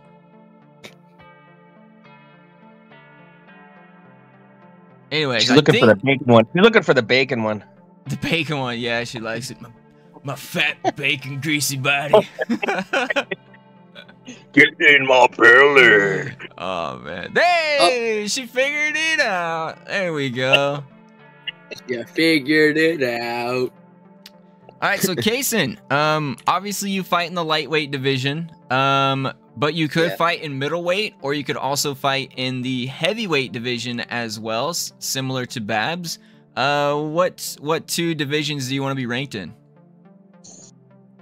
I don't know. It's up to you. What sounds cooler, heavyweight or middleweight? You can start featherweight. You'll be number 1. Start featherweight division. Middleweight, because I'm not that heavy. Yeah, I think that's better. I think you have better success if you tried to middleweight, and you don't even have to fight middleweight. But I think that's a good spot for you. All right, Kaiju Kaysen Zilla officially signed with the dojo. So still a few gyms looking for some fighters to sign, but overall we've got a lot of good signings. Do we have a feeler if O'Malley's gonna try to stay with top tier, or if he's going somewhere else? I haven't heard anything from O'Malley, but anytime contract stuff has been brought up to him, or if he's brought up contract stuff, he's all about the money. So well, I mean, top tier fits that bill still, though. Sort of. We got the bonus champion pay, but I mean, there are gyms that are going to offer highest base pay, highest sign-on pay. I don't think he'll go to Power at Will. It doesn't fit him. You know, I think he intends on holding on to that belt. You know, but yeah. He could potentially go to Elite Strike. You know, they do offer highest sign-on pay. I don't think he'd go to... I like how only the wrestling gym and the BJJ gym gave, like, the most money possible. Like, no striking gyms really went with, like, high pay. That's weird. I didn't notice that. He originally he originally signed with Steel Titan when Lloyd was running it. He was the only fighter signed there. I think he'll end up going back to Steel Titan Boxing. Obviously, it fits him the most. He's a pure boxer, so punch combos, power punches. That'd be weird not getting in that new house with him and the new digs and going on the Airbus, man. That's gonna be weird. Bobo getting a little excitement over here. Like to pay respects for Viper Pit, both me and Emmett. Oh, that was Ardit saying that, paying respects for Viper Pit, because him and all of this season's original crew. I think or is Wang still Wang hasn't signed anywhere yet, has he? Wang hasn't signed anywhere. We're the original 4. They got nobody left right now. Yeah, I think Wang will end up at Wolverine. Ulan's his manager already, so I think it's a good transition now that they have submissions and ground and pound there as well. I think Wang is a good fit. Then he'd be with his manager as well. Ulan would just become his coach as well. So I think that Wang ends up at Wolverine. Dirty Diddle could be a good one for him as well too, if he is looking for, you know, being able to fight in 2 divisions, higher rank, quicker title rematch. Ardit and Emmett were bummed when I left, and it's like I didn't want to leave, and I'm like, but now they seem to understand, you know, just the way it goes, you know. Yeah. If the gym owners are kind of, you know, slacking, then you got to go where you got to go. Yeah, well, it's just the right fit for you, you know. I'm not trying to dog Viper Pit. I'm just saying, you know, where the shoe fits, you know. So yeah. So there's definitely, I mean, there's still a lot of fighters that need to sign. We'll see if they do sign. I'll be interested to see where Spike Bison goes. He started winning once he signed with Wolverine, but he went there for, you know, Brick to train him. So maybe he goes to Steel Titan. I think a lot of the Wolverine gym is going to go other places. So it's going to be interesting to see kind of what happens there. Slice, you know, his only kind of guy that stuck with him was Chambers, but Chambers is pretty much a pure kind of wrestler. That gym is pure kickboxing. I don't know where Chambers will land. Chambers might end up back at Wolverine, but then he would be going against, you know, his former coach. I don't know, man. It's gonna be interesting to see how it all kind of plays out. All I see playing out is me getting W's. So I like it. I like it, Car. If the brain isn't working, how can the body operate? Brain is up braining. No, who said that? Oh, is it RD that said that? Yeah. No, I said that. Oh wait, no, never mind. No, it's in the feed. It's in the feed. Brain is not braining. Don't forget, guys. You guys that are running women, obviously they can sign to gyms as well. So if you've got a woman fighter, you can have them join wherever. All you have to do is just like Maddie did. Look at that, right on cue. Is Maddie? Are you listening? That was crazy. Does that work into the slots? That's the 3 for a gym too. Yep, that works. Yep, the women are a part of it as well. So, Maddie Bird, or Maddie signing for Jenny Bird, the sister of the current lightweight champion, trying to sign a 5-fight deal to the Blackhearts. That's pretty interesting. Boy, I don't know if Bermuda's going to take that. Bermuda is all about top competitors that are kind of established. Taking Chang Li, obviously, right? So he's not established as an MMA fighter, but he is established as a Kumite champion, which Bermuda has a lot of respect for Kumite champions, being one himself. I don't know if Bermuda will take that. We'll have to wait and see. But yeah, you know, Park So-hee, Babsy, obviously Babsy McLesner, still trying to figure out who is the official kind of owner of that gym for Power at Will. And it looks like Taequasia signing to Elite Strike Academy on a 5-fight deal. So that is a big signing right there for Elite Strike. That one is official. So let's head into Elite Strike.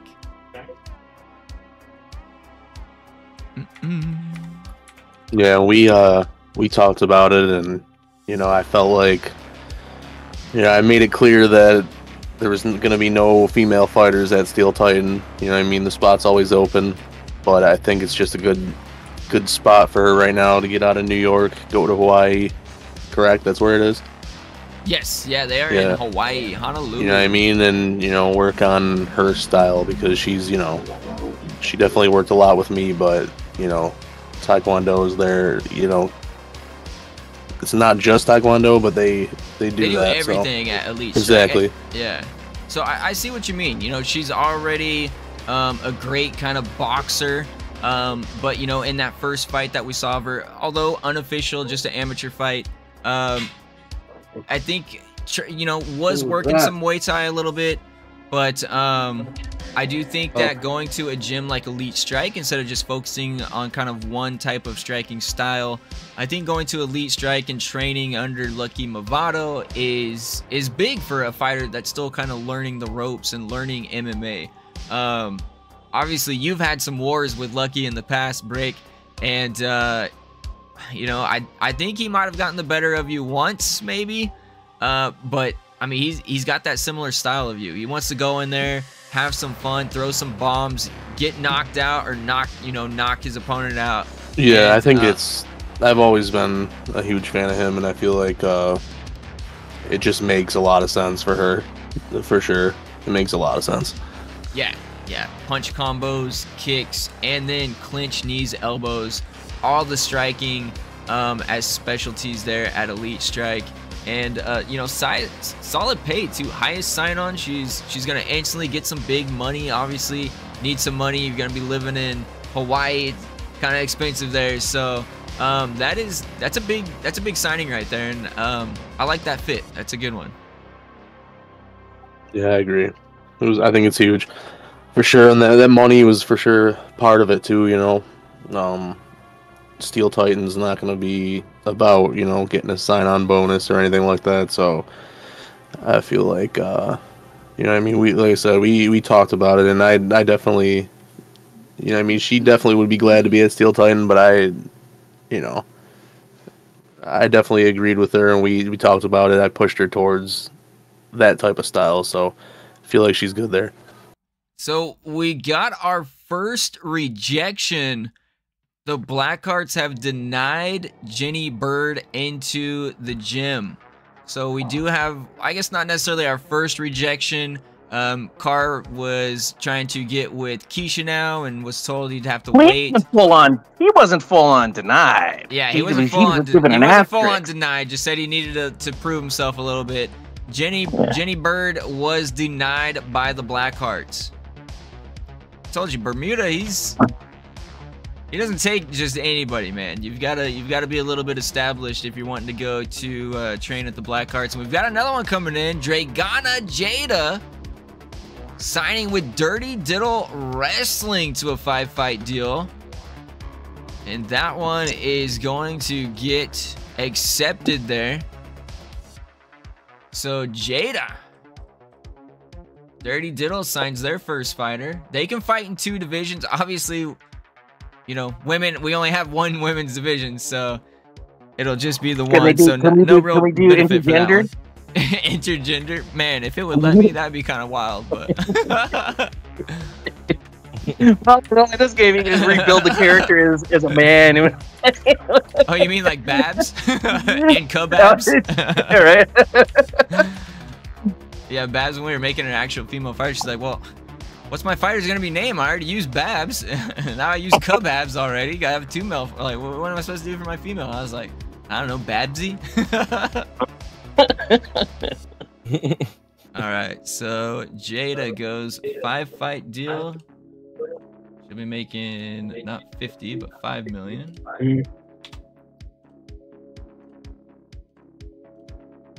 There we go. And the sign on will be 10, not 100. There we go. Women demand equal pay, you son of a bitch. Yep, exactly. Everyone getting paid. You were given 100 million contracts. No. Right? Yeah. Yeah, I don't know who my accountant is, but they're getting fired. That's for sure. It's me. I'm firing myself. The league's fucking a billion. Yeah.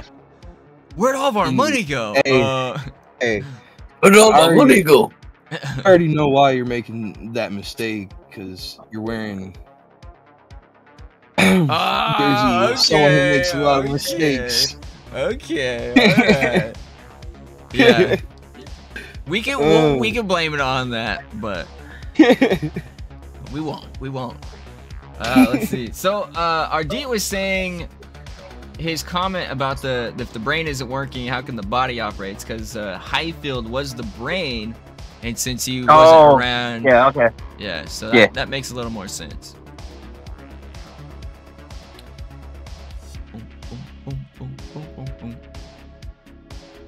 I don't know, man. I mean, the Niners look great when everybody's on the field, but all it takes is Trent Williams to go down, and all of a sudden Purdy can't do shit. Yeah, I don't know. With that Ravens game, man, I don't know what was up with them. We've got a new one coming in here. Jenny Bird now going to Big Jake Jitsu, and it looks the thing is like Big Jake Jitsu will accept it. So Jenny Bird now signed with Big Jake Jitsu. And that's a good fit. I mean, you know, jiu-jitsu runs in the Bird family. And, you know, we still don't know where our lightweight champion is going. I know he was on the fence, talking to him personally. Multiple options there. He's looking at about 3 different gyms. But Sister going to Big Jake Jitsu, and perhaps that's a sign of maybe that's where Maddie's going. What do you guys think? If the shoe fits. I don't know. It could go many different ways with Maddie. But at the same time, he's been almost unstoppable, you know, because I mean, you know, he lost All-Star, but that doesn't count. So it's like, you know, do you stick with what works? I'm of the believer you stick with what works, but at the same time, does he want to expand his game, you know? So I think you got to take into effect all the the hyping up from Top Tier, trying to bring him in. Dude, Yeah, I also don't think that. I mean, we obviously know that I think Bird needs to go to Wolverine, but I feel like not. I feel like Big Jake's, like, you know, he's the GOAT of BJJ here in a way, arguably. You know what I mean? And feel like LFL. Right, you know what I mean? I just feel like Bird might want. It could, you know what I mean? He could work with him and learn from him, but if he wants to surpass him, you know what I mean? Maybe just go somewhere else and become the GOAT, you know what I mean? So we'll see what he does. Yeah, that is definitely. I mean, he's the grandfather of BJJ with Lockdown Fighting, and one of the best. Jake never did win any titles, but he was always a top contender. He might have actually won one. He might have won a champion in the first season. It's hard to remember all these fights and seasons. No, he 100% was a champ in my first season, I think. Yeah, too. yeah. I think he did win it and held it for maybe 1 or 2 fights. But yeah, Jake knows BJJ. He knows submission. He knows it real life too. So, that's a good spot for Ginny. And honestly, if that is something that Maddie is thinking about going to as well, gets to train with family, living in Japan, beautiful little village, and get trained by one of the greatest of all time in BJJ. So, I mean, he's already lethal on the ground. He'd be that much more dangerous. But I know one of you guys mentioned, I think it was maybe Helesto or Carr, you guys mentioned, you know, does he want to keep training what he's already knows and does really well, or is he interested in maybe developing other skills? If he stays with Wolverine, maybe he, you know, we did see a stand-up knockout from Bird. He doesn't have weak stand-up, but he could make it better if he goes somewhere else. So I think that's probably one of the top guys right now that we're waiting to see where he signs, and he's definitely taking his time doing it. Saw the tweets from Top Tier as well, basically begging him from what I saw. Yeah, they were trying to pull him in. Top Tier definitely had their time of recruiting. That was you know, during that All-Star week, Bird came in and hung out, checked out the facilities. You know, him and Topher were catching some waves with Bermuda. They went out some fine dining, and you know, we'll see if it worked. I know they're good buddies, but at the end of the day, Bird's got to do what fits him best, and it could be Big Jake Jitsu. It could be, you know, Wolverine. Could be Top Tier. It could be someone completely different. You know, who knows? That's like I said, it could go any way. But like with me, I also have family in here, but we both went different ways. We had to split up to find our own path in this league. It's, you know, and family, it may like, you may lose focus always hanging out, you know, and me and my brother, we told each other we're gonna, if I have to change divisions, it doesn't matter. It's a rivalry. It pushes us, drives us to do better, and together we're probably getting a lot more trouble than yeah, that's always a cool story too, you know, whether your family training together or whether you're, you know, family training at other places. Obviously, you know, Carr, you're gonna be out there in Thailand taking in the scenery there. Brother's gonna be in Hawaii taking in the scenery there. Both kind of similar, you know, climates, but similar styles, you know.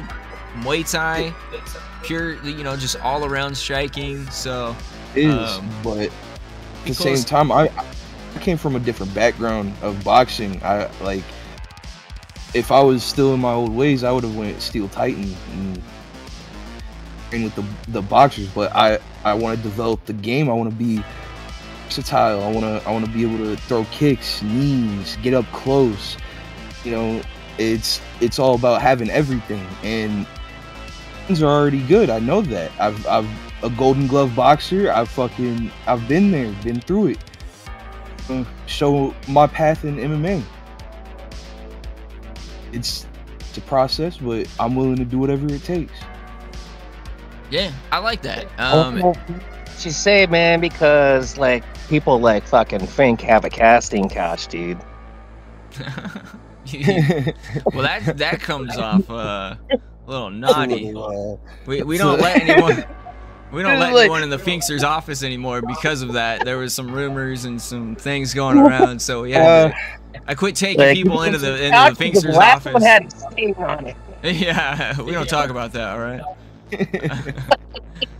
that was fun though. The first, you guys had to listen to my freaking elevator music as you came up to the penthouse and come into the Finkster's office. Well, no, the door open, motherfucker. Sorry. Would you like a mint?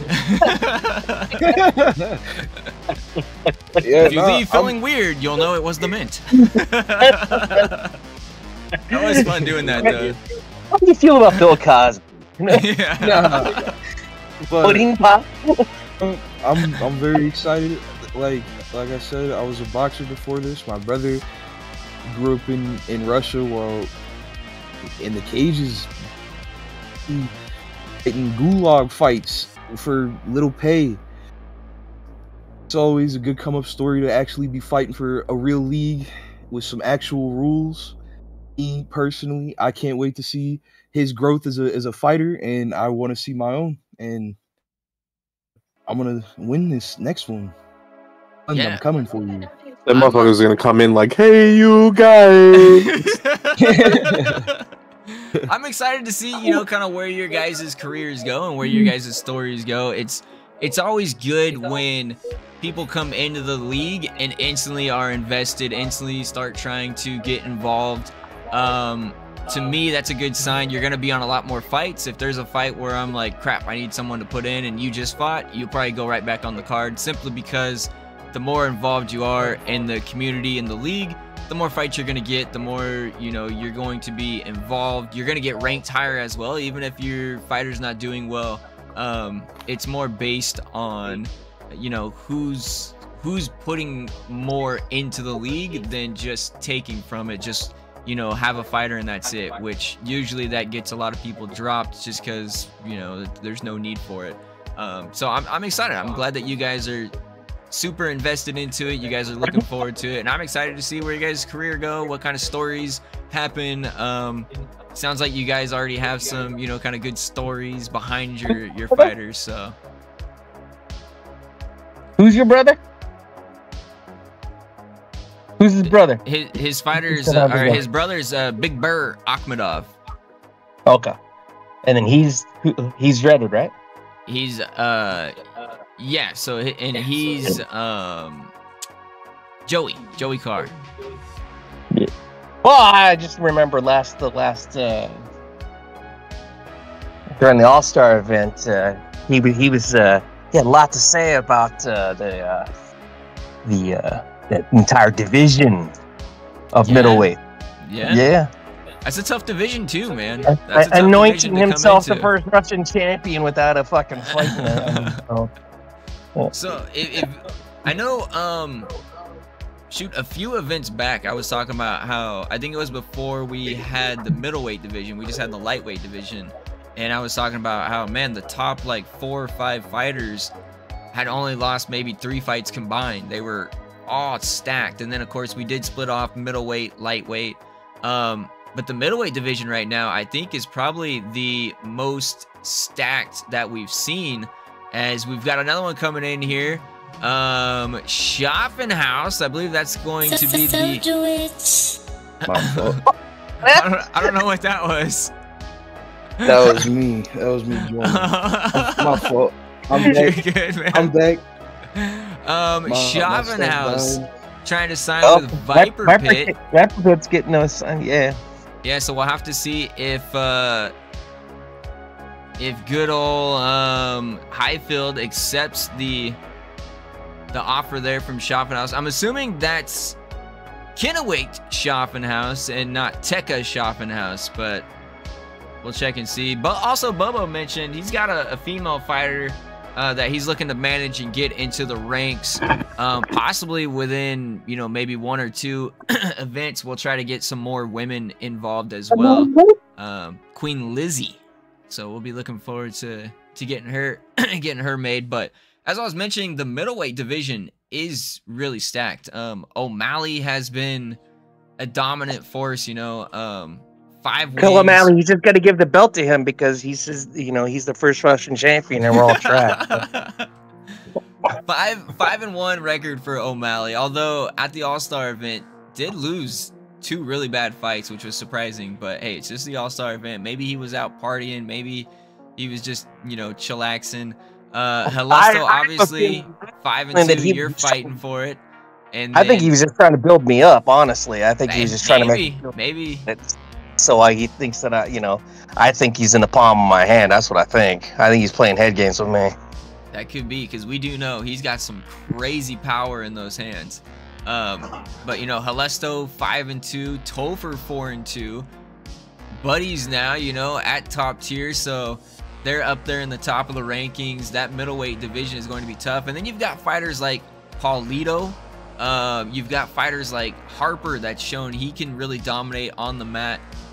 Thorson now sliced down in that division. Duke Johnson. I mean, that division is going to be cutthroat to get through. Chanarong King Gatora is a middleweight. You know, we just saw Sergio Hernandez put on that performance. Now, you know, there was some with Carr, there was some talks. You know, there was issues of maybe some fence grabbing in that first round, but Hernandez looked really strong. Looking forward to seeing what you know, what he can perform. But middleweight is a really tough division. 14 fighters in that. Maddie, so Bobo's saying that the stream going on just for recruitment of Bird to top tier. I don't know about that. We were talking about him staying where he belonged. Yeah. We did mention that, you know, he fits in with Big Jake, and with Jenny signing at Big Jake, his sister. I think that's a really good fit for Bird. It fits his style. If not, Wolverines or, you know, submissions, ground and pound, and power punches, that I think is maybe the best fit for him. But I think, you know, top tier is definitely up there as far as a good fit for him as well. So it could go either way, but it'll be interesting to see where he goes. You know, and then when we talk about the lightweight division, which is where Bird's at, currently 6-0. He's literally the only undefeated fighter left this season. Then you've got, you know, Barreto at 5-2. You've got Zilla at 5-2. Cartillo at 4-2. That lightweight division up there at the top. Even though I think Bird has beaten, I know he's beaten Zilla. I don't remember if he's beaten Barreto. I know he beat Cartillo, and that one was really quick as well. He's got a really tough fight in Ardit. I gotta mention Ardit at 5-3. That just beat him in the All-Star event. So those like top 5 lightweights are like, I'd hate to be in that lightweight division kind of sitting in the middle of the ranks, because it's gonna be hard to get there. You've got Uncle Diddles now, the godfather of ground and pound in Lockdown Fighting League, now joining the lightweight division. Babs McGee is 1-4, but that last fight absolutely destroyed. Looked like the Karate Hottie was back in form. Morales has been on like a 3-fight, 2-fight win streak with, you know, the training that he was getting at Wolverine from Brick. Will he go to Steel Titan with Brick? Will he stay at Wolverine? He's been on a fighting tear. And then, you know, now you've got Chang Lee that we just saw, looks like a beast. And not to mention Babatunda that just joined. We saw an amateur fight of him, and he was absolutely phenomenal against De Silva. So, man, that lightweight division is going to be nasty to get through. We talk about the heavyweight division. You know, the heavyweight division, I think, is kind of where it's lacking right now. Brick is 5-1. The only fight he's lost to was Dundee, who was 7-1. His only loss was to Brick. So Dundee, you know, the Hall of Famer, the old school vet, he is touring right now with Cousin Jay on their Backseat Boys Ring Girls World Tour that they're doing, trying to find the hottest and the best ring girls around the world. That they do it every year. We'll have to see when they come back. That'll add back to the heavyweight division. But behind Brick, you got Kennewick Schaffenhaus. Just got beat by Brick. Highfield at 4-3, which Highfield's, you know, like I said, he looks really good at times, and then he's looked really bad at times. Besides that, then you have Kebabs McLesner, 3-4, but has been on a tear as of late with some great ground and pound. I think finally, you know, finding form, has the title shot against Brick. If Brick beats Kebabs, man, you know, I don't know who goes up against him next. He's beaten pretty much everybody. Emmett's behind McLesner at the number 5 spot, but he's beaten Emmett like 2 or 3 times already. It almost feels as though Emmett maybe needs to drop down to middleweight or something like that, which, you know, competing at Chisinau, which is where he signed, he would have the ability to maybe fight middleweight. And, you know, middleweight's a little stacked there too, but it would give him some new competition and maybe kind of freshen that, you know, that division up. But then you've got the legends coming in here. The coaches, Johnny Bermuda at 2-1, Big Jake at 2-1. You know, as those guys maybe win some fights, I think Bermuda's fighting Big Jake at one of the upcoming events. So, man, that's gonna be adding to it. And then of course you still have Bobo and Wang. They're both at 4-4. They're the same. They've looked really good at times, and then they've kind of struggled at times. So, I think if they can get on a winning streak, they get right back up there and challenge for a title. Spike Bison's been looking really good. Chambers been struggling all season. Keeps messing with his build. I don't know if he's found it yet. Maybe he has, maybe he hasn't. Fred and Bird didn't fight yet, same Bobo. So Barreto, I see a lot of guys doing that. You see a lot of guys doing that though, because it's like sometimes I think it's just a bad bounce or whatever, and you know it's not actually broke. It was just a bad day or whatever, and then they think something needs to be changed. You know, and I mean, and absolutely no disrespect, RD. That's the same thing with you. You were 3-fight win streak, and then you lost a fight, and all of a sudden you wanted to scrap it and change shit up, and I was like, whoa, dude, it's been working for you. You had one bad fight. Don't worry about it, you know. Yeah. And but I can see that though. You know, you want to be on a streak. You want those title shots and stuff like that. You want things to work, and so you know. But sometimes it's just a bad day. Yeah, I mean that is true. You know, and that is something that's the game itself. Whether it is the fight game or I'm talking about the actual EA Sports, you know, UFC 5 game. I could run the same fight, the exact same, you know, tendencies, how you have your fighter set up 9 times out of 10. And, you know, we watch the fight where you get dominated. I run that back just to run it back, and you might win the next 4 fights in a row. Well, how about that one that the server went down on?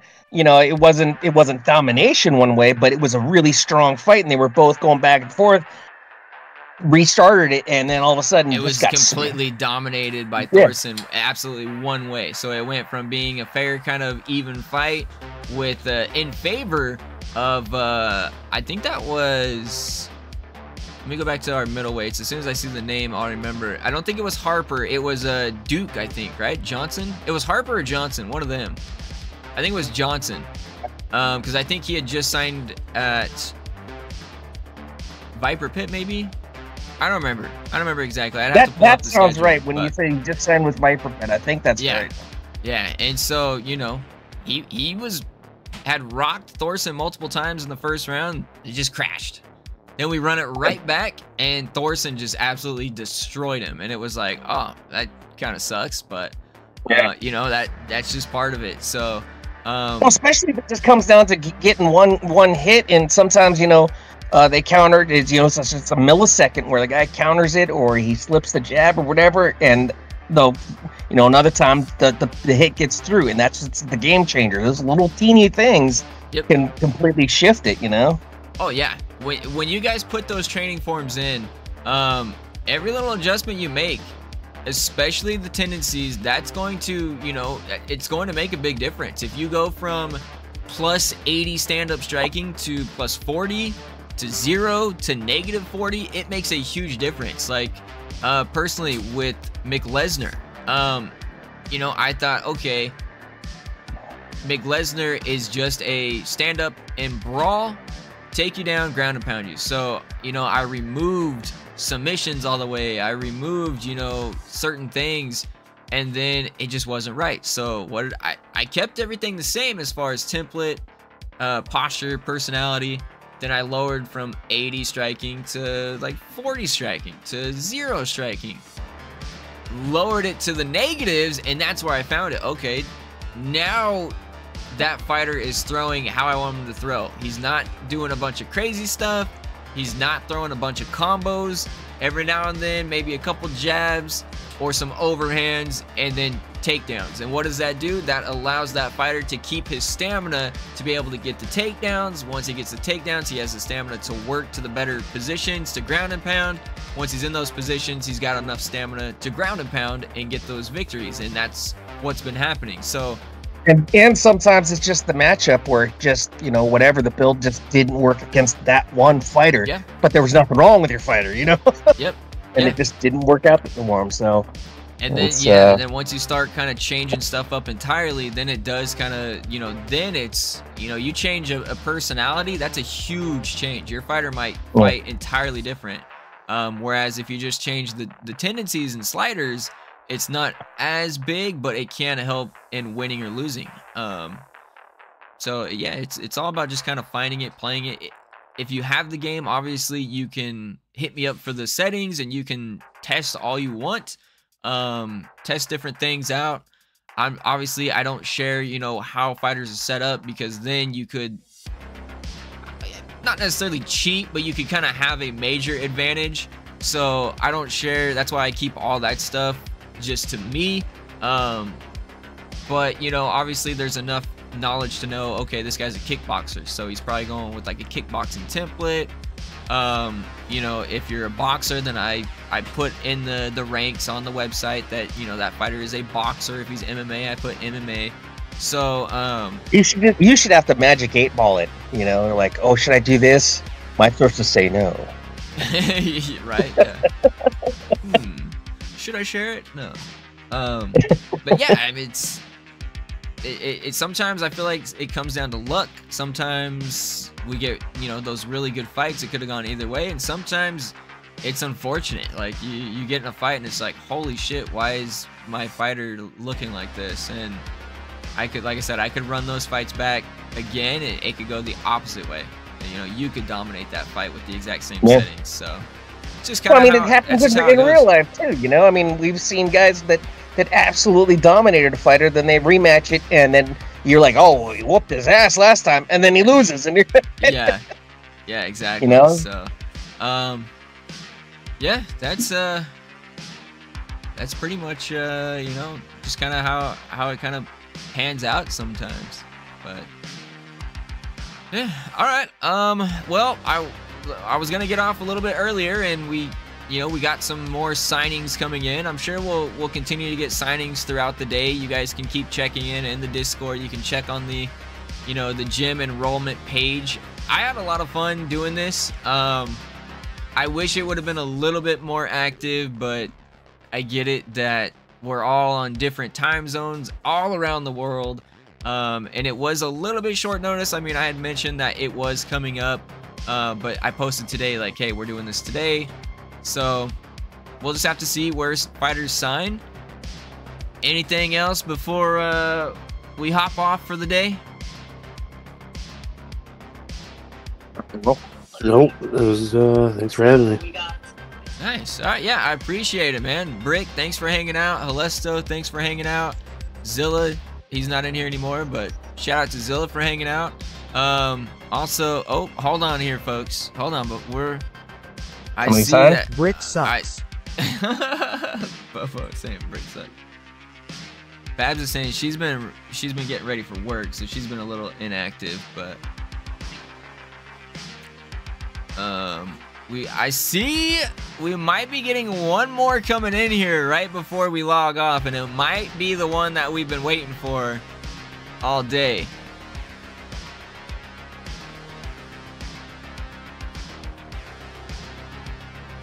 We'll find out. We'll give it a few more minutes. Starting his own gym. Right? Yeah. Called Wolverine Tier Jitsu.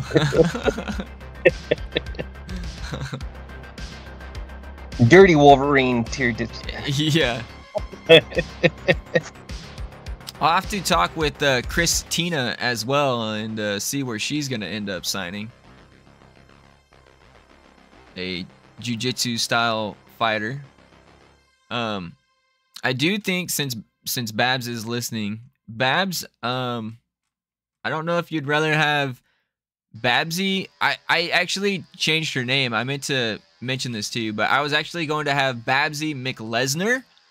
And you know, Kebabs McLesnar. They could be like a cool power couple at Power at Will. And then I thought maybe having a female gym owner would be kind of cool, as Babsy McLesnar.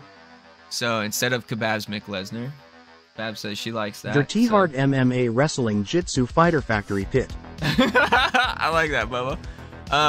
So if that's the case, then you'll have to hop on there and just put in that you want Kebabs McLesnar to sign at Power at Will. Just tag the gym, say just write the name like everyone else is doing. Schaffenhaus, Jenny Bird, Vegana, Jada. Just do that, and you'll be good. We can get Kebabs McLesnar signed, and I'll go ahead and change this to Booty. What was it? Booty Thing? I think that was the nickname of Babsy McLesnar. Booty Thing Babsy. Sounds like it's Halesto's thing. I don't know. Yeah, I don't. Oh, that's true. You're the big bad booty daddy. I changed it so that shows it. I know. That was not. It wasn't. Okay, I'm sorry. It was not that. So I don't remember. Was it Boo Thing? I think it was Boo Thing Babsy, or Babsy Boo Thing. It was better, honestly. Boo Thing. Yeah, I think it was Boo Thing, not Booty. I think I was joking with her and said I'm gonna put it as Booty until she gives me. Although you were talking about her booty the other night. Oh, I always talk about that booty. Well, I don't remember exactly. Okay, there we go. So McLesnar signing 10-fight deal at Power at Will. Good job, Babs. You did the things. Here, I'll do the sign for you since you. There you go. So it will be Babsy McLesnar as the gym owner. Oops, I forgot to put the nickname. We're still waiting on the nickname. We don't really know. I think it was Boo Thing Babsy.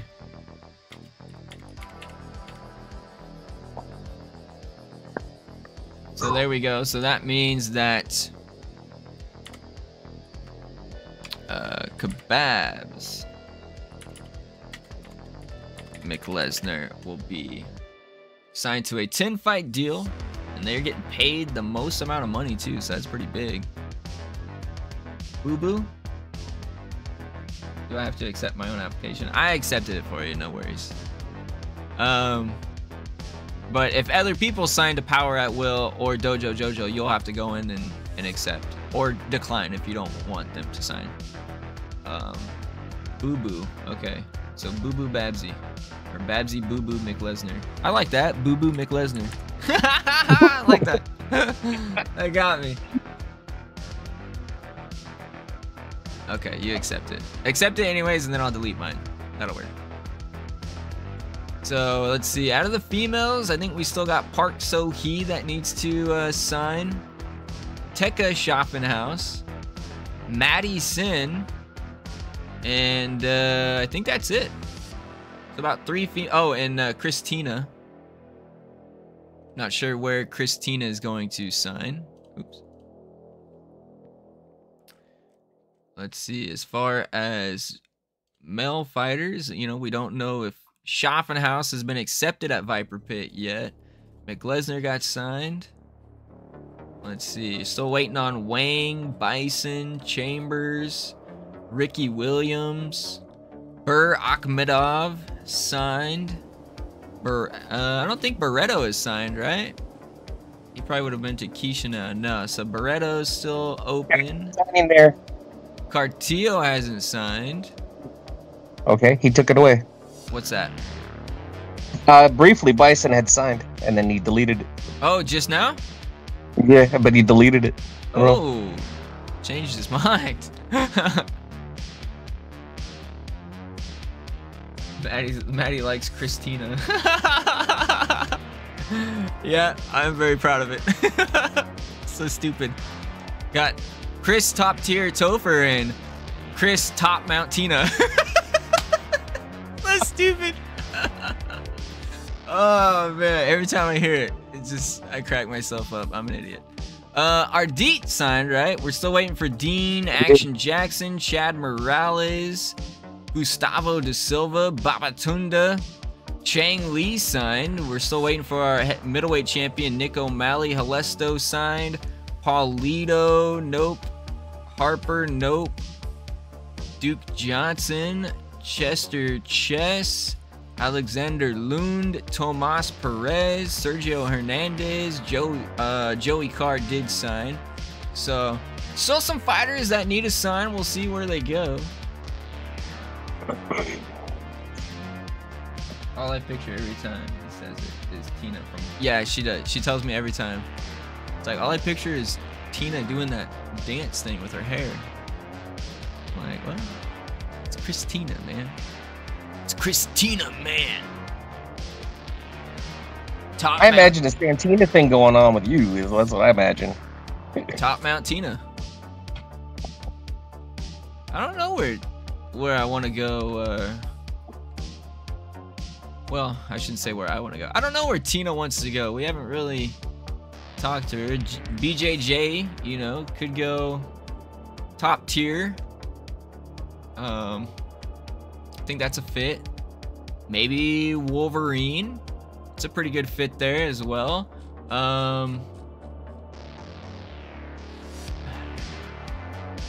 Big Jake Jitsu probably not in the books now.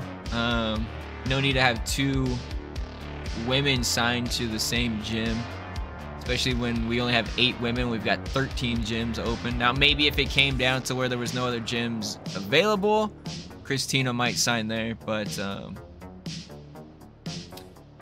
possibly go with the Diddler, but that's wrestling, and Tina's more of a jiu-jitsu fighter, so it's looking to be more of like a make it all female.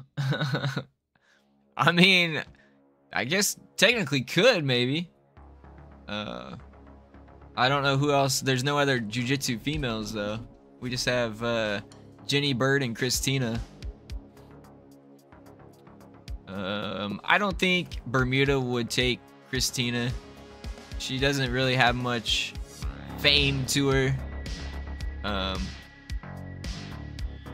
As far as top tier training goes, you know, I don't know if there's a different female that would sign there that would maybe fit the bill.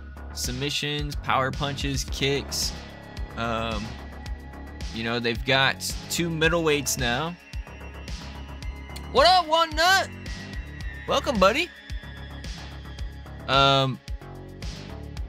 But, you know, Wolverine's got 3 spots. I think, honestly, I think what Topher is going to be waiting on at top tier is where Bird signs. With Halesto fighting for the title at middleweight, I think the idea is Topher drops down to lightweight. Maybe unless Halesto loses, then maybe Topher stays at middle. Maybe Halesto bumps to heavyweight. A lot hinges on that fight, honestly. I think so. I think so. I think a lot hinders on the fight. I think a lot hinders on where Bird signs. But definitely don't don't want to overstack and not have a fighter in a division. You know, with Topher, I think that's kind of the idea of have one fighter per division. That way you can kind of, you know, have a shot at all the titles with one. Maddie. All the gold. I want to get all the Bird gold. is like the Shohei Ohtani right now. You know, we're all waiting to see where he's gonna go, and he's like LeBron James out here just. We'll see if he makes his decision at 1 o'clock. I am shutting the stream down either way. So, oh, he's got it ready to go. He's got it ready to go. I think he does. just hasn't sent it. Man. He said he I'd like typed to it in there. He just hasn't sent it. Yeah, he said I'd like to announce. If you wanna hop in, you can announce it live. If not, you can do it through the chat typed first. it in. He typed it in a while ago. He just hasn't sent it. Yeah, well, that's what I was saying when I was getting ready to end the stream Okay, last there you time. go. Okay, Bison. That was what he said earlier. What a fucker.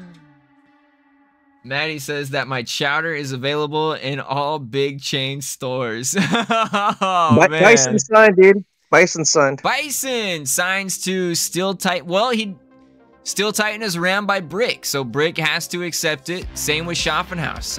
He has to wait for Highfield to sign it. Now, they're not getting tagged, unfortunately, because, you know, for some reason, when they're typing it in, it's not tagging them. I don't know if I have a way to, I don't have a way to edit those. What I can do is reply and tag, I'll tag at Viper Pit for them. I don't know why it didn't tag, but I'll also tag Highfield. And then we'll just that is what Bison deleted earlier too. Was it? Yeah, I saw it. I just didn't say. Okay. Yeah, I didn't know if he was changing his mind or what. Yeah, I looked away. So I will just do that for Schaffenhaus, and I'll do this for is Brick still here? Not in our feed anyway, or not in our talk. Yeah, you probably thought, you know, I was hopping off since I said it like 3 times. Let's do that, and I'll do the same thing for this one as well.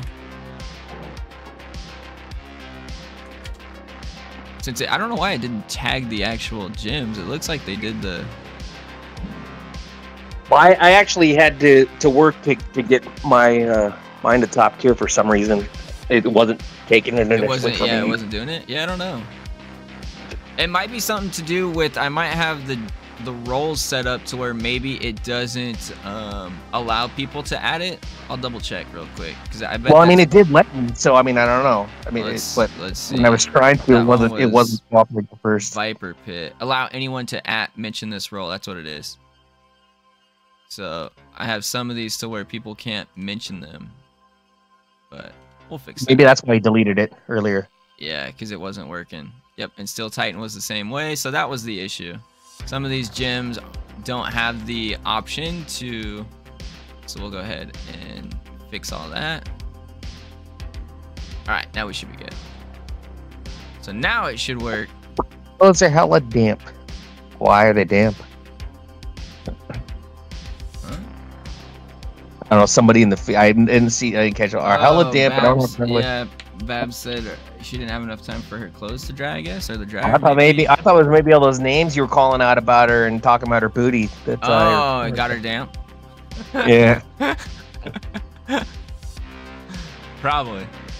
She's probably just, you know, watching the stream, just looking at all this. And she was talking about your kielbasa the other night, wasn't she? She was, I think so. Yeah, my kielbasa.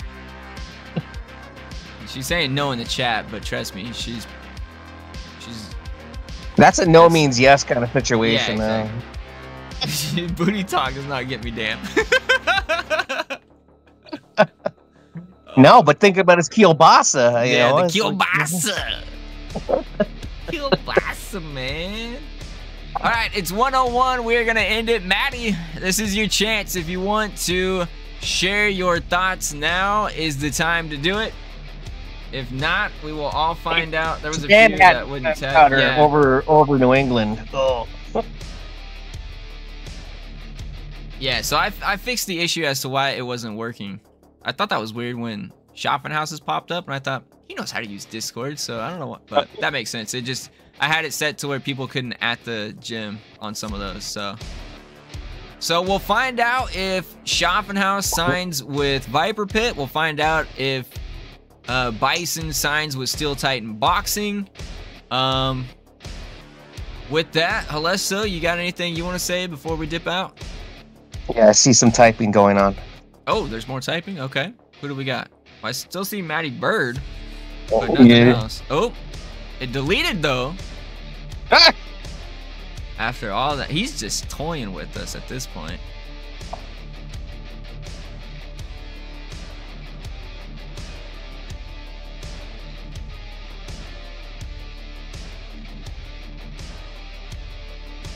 This is fun. I hope you guys enjoyed it. You know, It's the start of the new season now. I guess it's taking so long. But right? signing up for new gyms again. Yeah. No, we should. Maybe we should do the enrollment like every 10 fights or something, because that is kind of cool. Although we do 25 fight seasons, so if you did it after the second 10, if you did it after LFL 20, you'd only be on a 5-fight deal. But it'd be kind of interesting to see, especially if we keep the records and then it's like, oh, gym enrollment opens again. But I feel like most of them would just go back to the same gym. So You can only see a headshot though, Babs. So for all we know, you are touching it. yeah, that is true.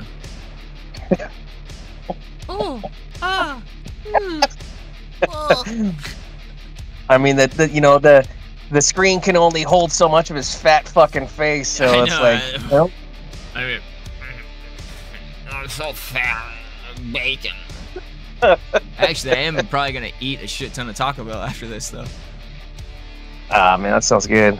I know. Oh. Yeah.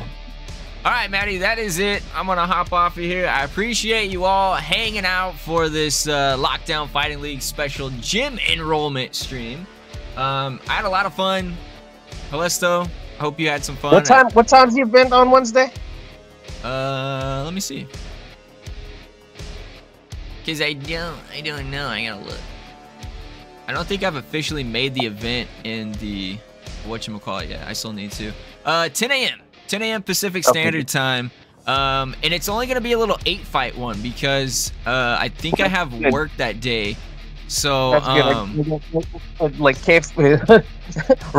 I gotta go take my pops to his doctor at like 2:30 or something like that. So that's good. That's perfect. Oh, nice. Yeah. So you get to watch it. So we'll be at the we'll be in Chicago at the United Center for LFL 11 Wednesday the 17th, 10 a.m. Then we will be back in Las Vegas at the T-Mobile Arena on Friday the 19th. That one will be at 5 p.m. So that one will be like a primetime night one with Bird taking on Atomy for the lightweight title. That'll be LFL 12. LFL 13 will be Tuesday, the 23rd. That will be another 10 a.m. one, but we don't have the venue booked yet. So look at 8 fights for LFL 11, and then from here on out, I'm booking just 10 fights, no matter what. So that is how it's gonna be. Screen bars at the. Yeah, we're gonna try to get CM Punk on the card for a fight at the United Center. He might make an appearance, come out and ruin other people's returns as well. But but yeah, we'll see. We'll see what we can get and have some fun. But anyways, guys, I appreciate you hanging out. I'm the Finkster. We'll see you Wednesday. This Wednesday. Want to take another L? Yes, he's talking about CM Punk. Yes, of course. Of course yeah. it is to take another. Let's before our conclusion, man. Yeah. All right, guys. Catch you on the next one. For Halesto, I am the Finkster. So long. Peace.